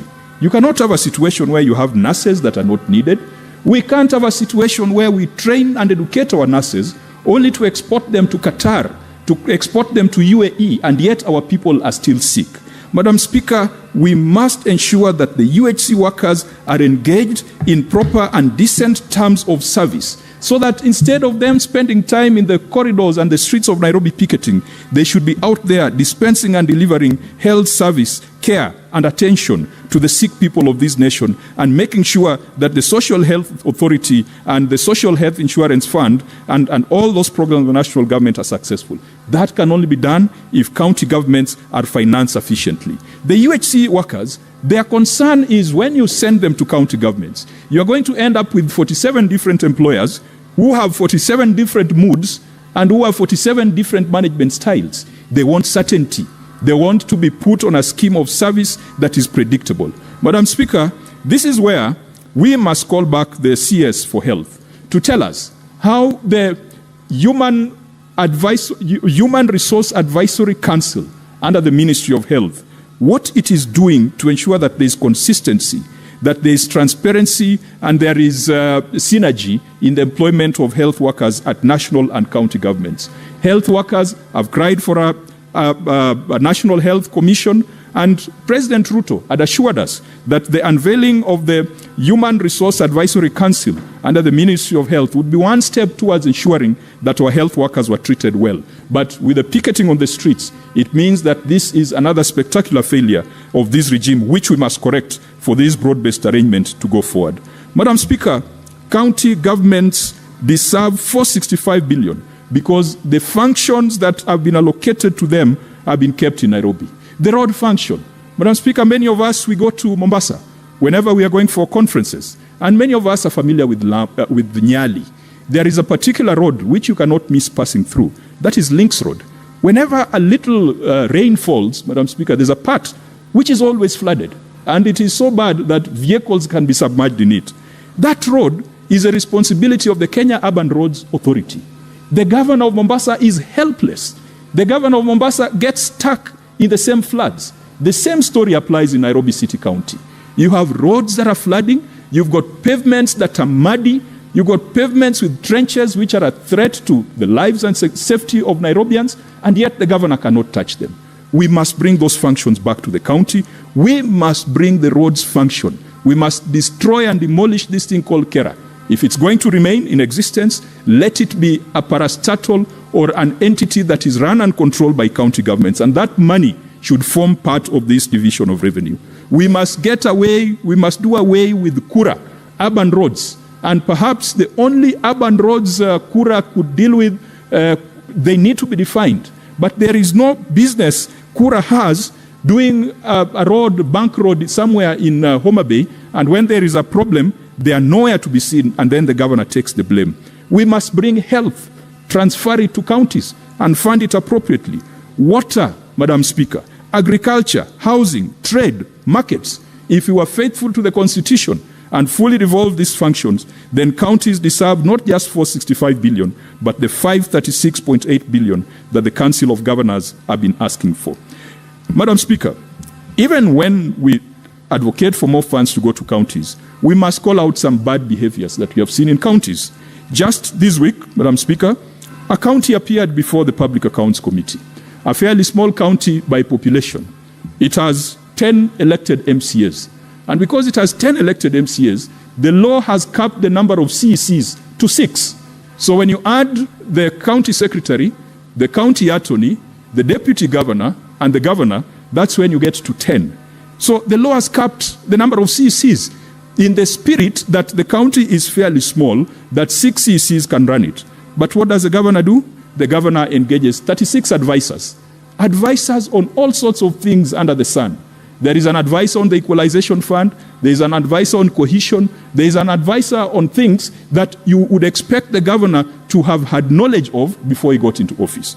To make matters worse, Madam Speaker, a county with 6 CECs has got 31 chief officers. On average, every CEC has got 5 accounting officers under them. That was not the intention of devolution. Devolution was not supposed to fund bureaucracy.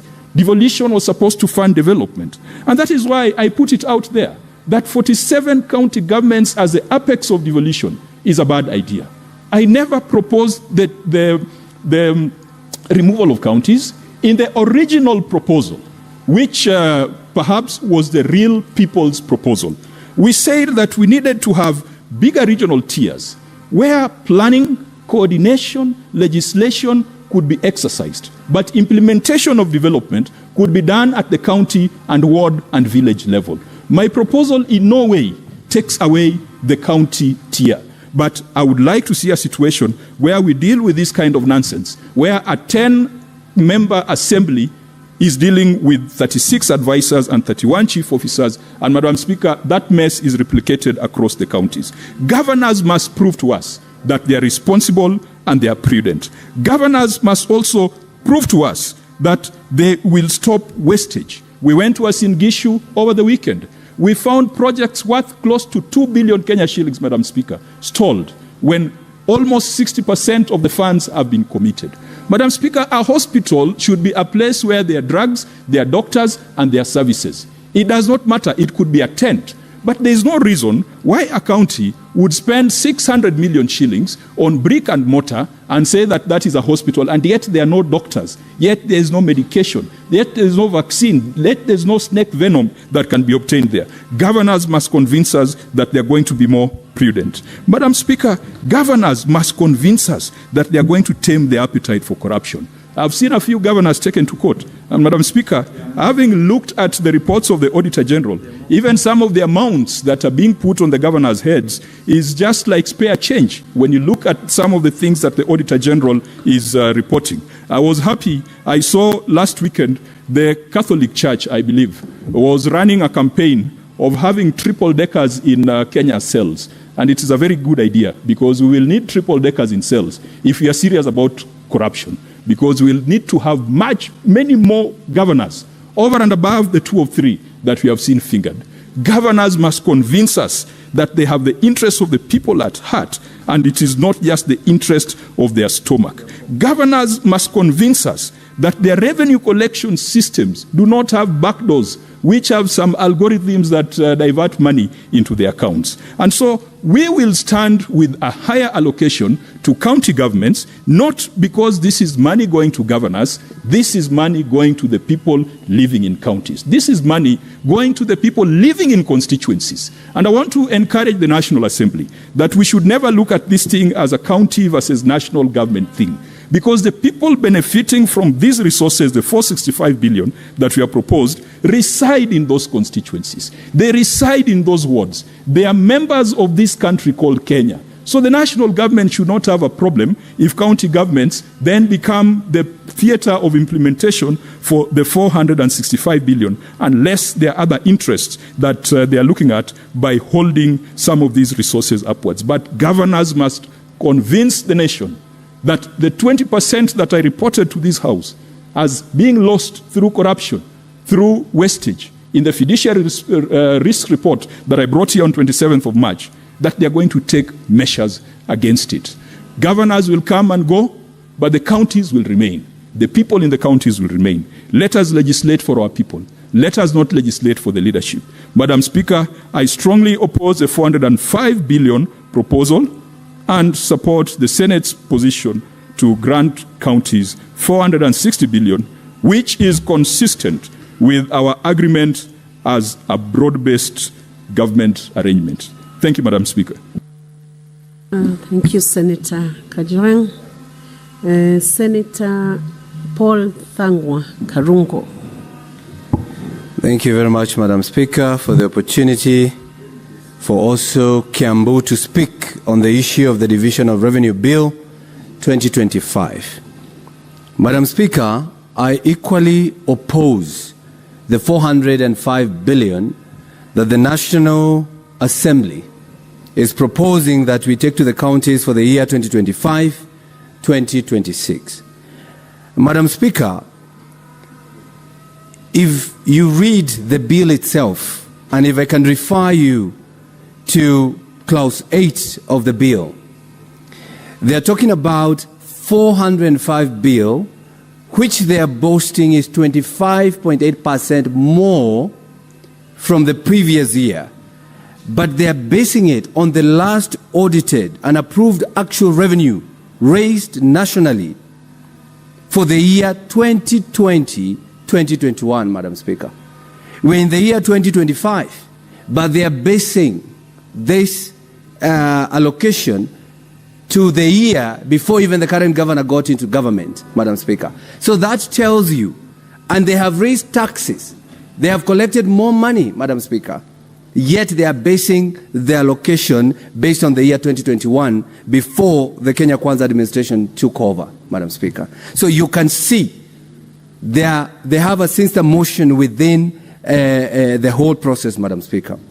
Madam Speaker, we have talked about raising this money to over 460 billion. You know, I'm a math guy, I'm a math person, and I can help them to do the math where this money is going to come from, Madam Speaker, so that they can give counties 460 billion for the year 2025-2026.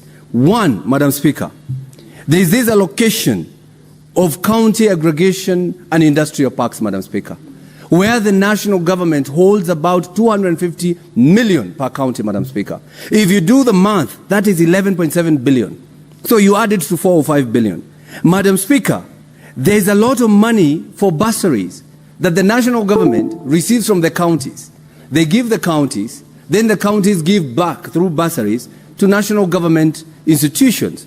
So the national government is actually taking the same amount of money through back doors. But if you put this money so that the county can be cushioned from the monies that they're giving as bursary, Madam Speaker, you will see 500 million per county. That's about 23.5 billion, Madam Speaker. And the last one, the national government is encroaching on county functions. One of them, markets, Madam Speaker. Every constituency is receiving 50 million Kenya shillings for building of markets, Madam Speaker. If you multiply 50 by 290, Madam Speaker, you will get 14.5 billion. So if you take this money for markets, the national government is holding 14.5 billion. You take the 11.7 billion the national government is taking for industrial parks, and then you take the 23.5 billion, the money the county government is giving to the national government as bursary, you get 49.7 billion. So add 49.7 billion to the proposed 4 or 5 billion, and you'll get 554 billion. So at least I've helped them to see where they will get the money. So we are only short 6 billion. And if there was time, Madam Speaker, I will give you enough information. But Madam Speaker, we need to ask ourselves a question as a Senate, that we are letting the national government encroach on county functions, like the markets, Madam Speaker. Like today, my people of Gatondo North, in Kamwangi Market, they are crying today, Madam Speaker. Reason, the national government, overnight, they demolished a market that was built by the county, which is functional, which the people are okay with it, so that they can build another market, Madam Speaker. What is the rationale that the national government is bringing down a whole market, that the people have said, we do not want a new market, we are okay with what we have? But because somebody, Madam Speaker, has taken kickback from the contractor, they want the contractor to build, whether through force or what, so that they can retain the contract, Madam Speaker. They can get the same amount that they got as a commission from the contractor. My people of Gatondo North, Kamwangi Market, Madam Speaker, they are crying because the national government, through encroaching of county functions, they have lost a market.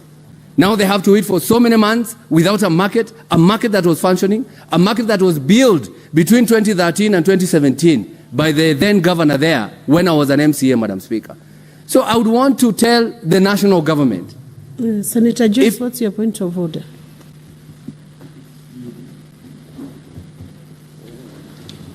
Yeah, thank you very much, Honourable Speaker. Is it in order for the Honourable Member to mislead this House without the facts, Honourable Speaker? Because I would want to believe there is intergovernmental act that is giving room to the national government and the county government on a number of projects that they are undertaking. And there is no government. Senator Joyce, yeah? Under what standing order are you bringing? 105. Point of order. 105.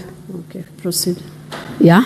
Can you substantiate and get us the facts? What is this substantiating? The issue of the national government demolishing a market without following the legal procedures that are laid. We have the Intergovernmental Act that is giving room national government to undertake their functions within the county government. Can you substantiate that?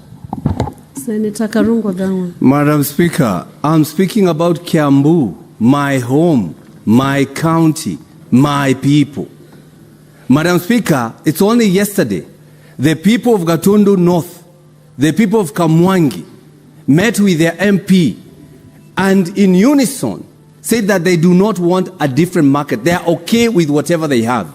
And they agreed they are using the spaces. It is not raining. It was built in 2013, 2017, and it is working, Madam Speaker. But the Member of Parliament, Madam Speaker. Senator Karongo, what Senator Joyce wants you to substantiate is whether the national government has demolished a market. This is what I'm going to substantiate, Madam Speaker. I was taking you there, Madam Speaker. after the public participation yesterday, the people said they're okay with the market. They don't want a new market. But because the national government want to encroach into the county government, they demolished the market last night, a functional market, so that they can build a new one, so that they can get an opportunity to steal from Wanjiku, so that the MP and the people can continue getting their 10% commission from the contractor, Madam Speaker. It is very painful. Senator they lost their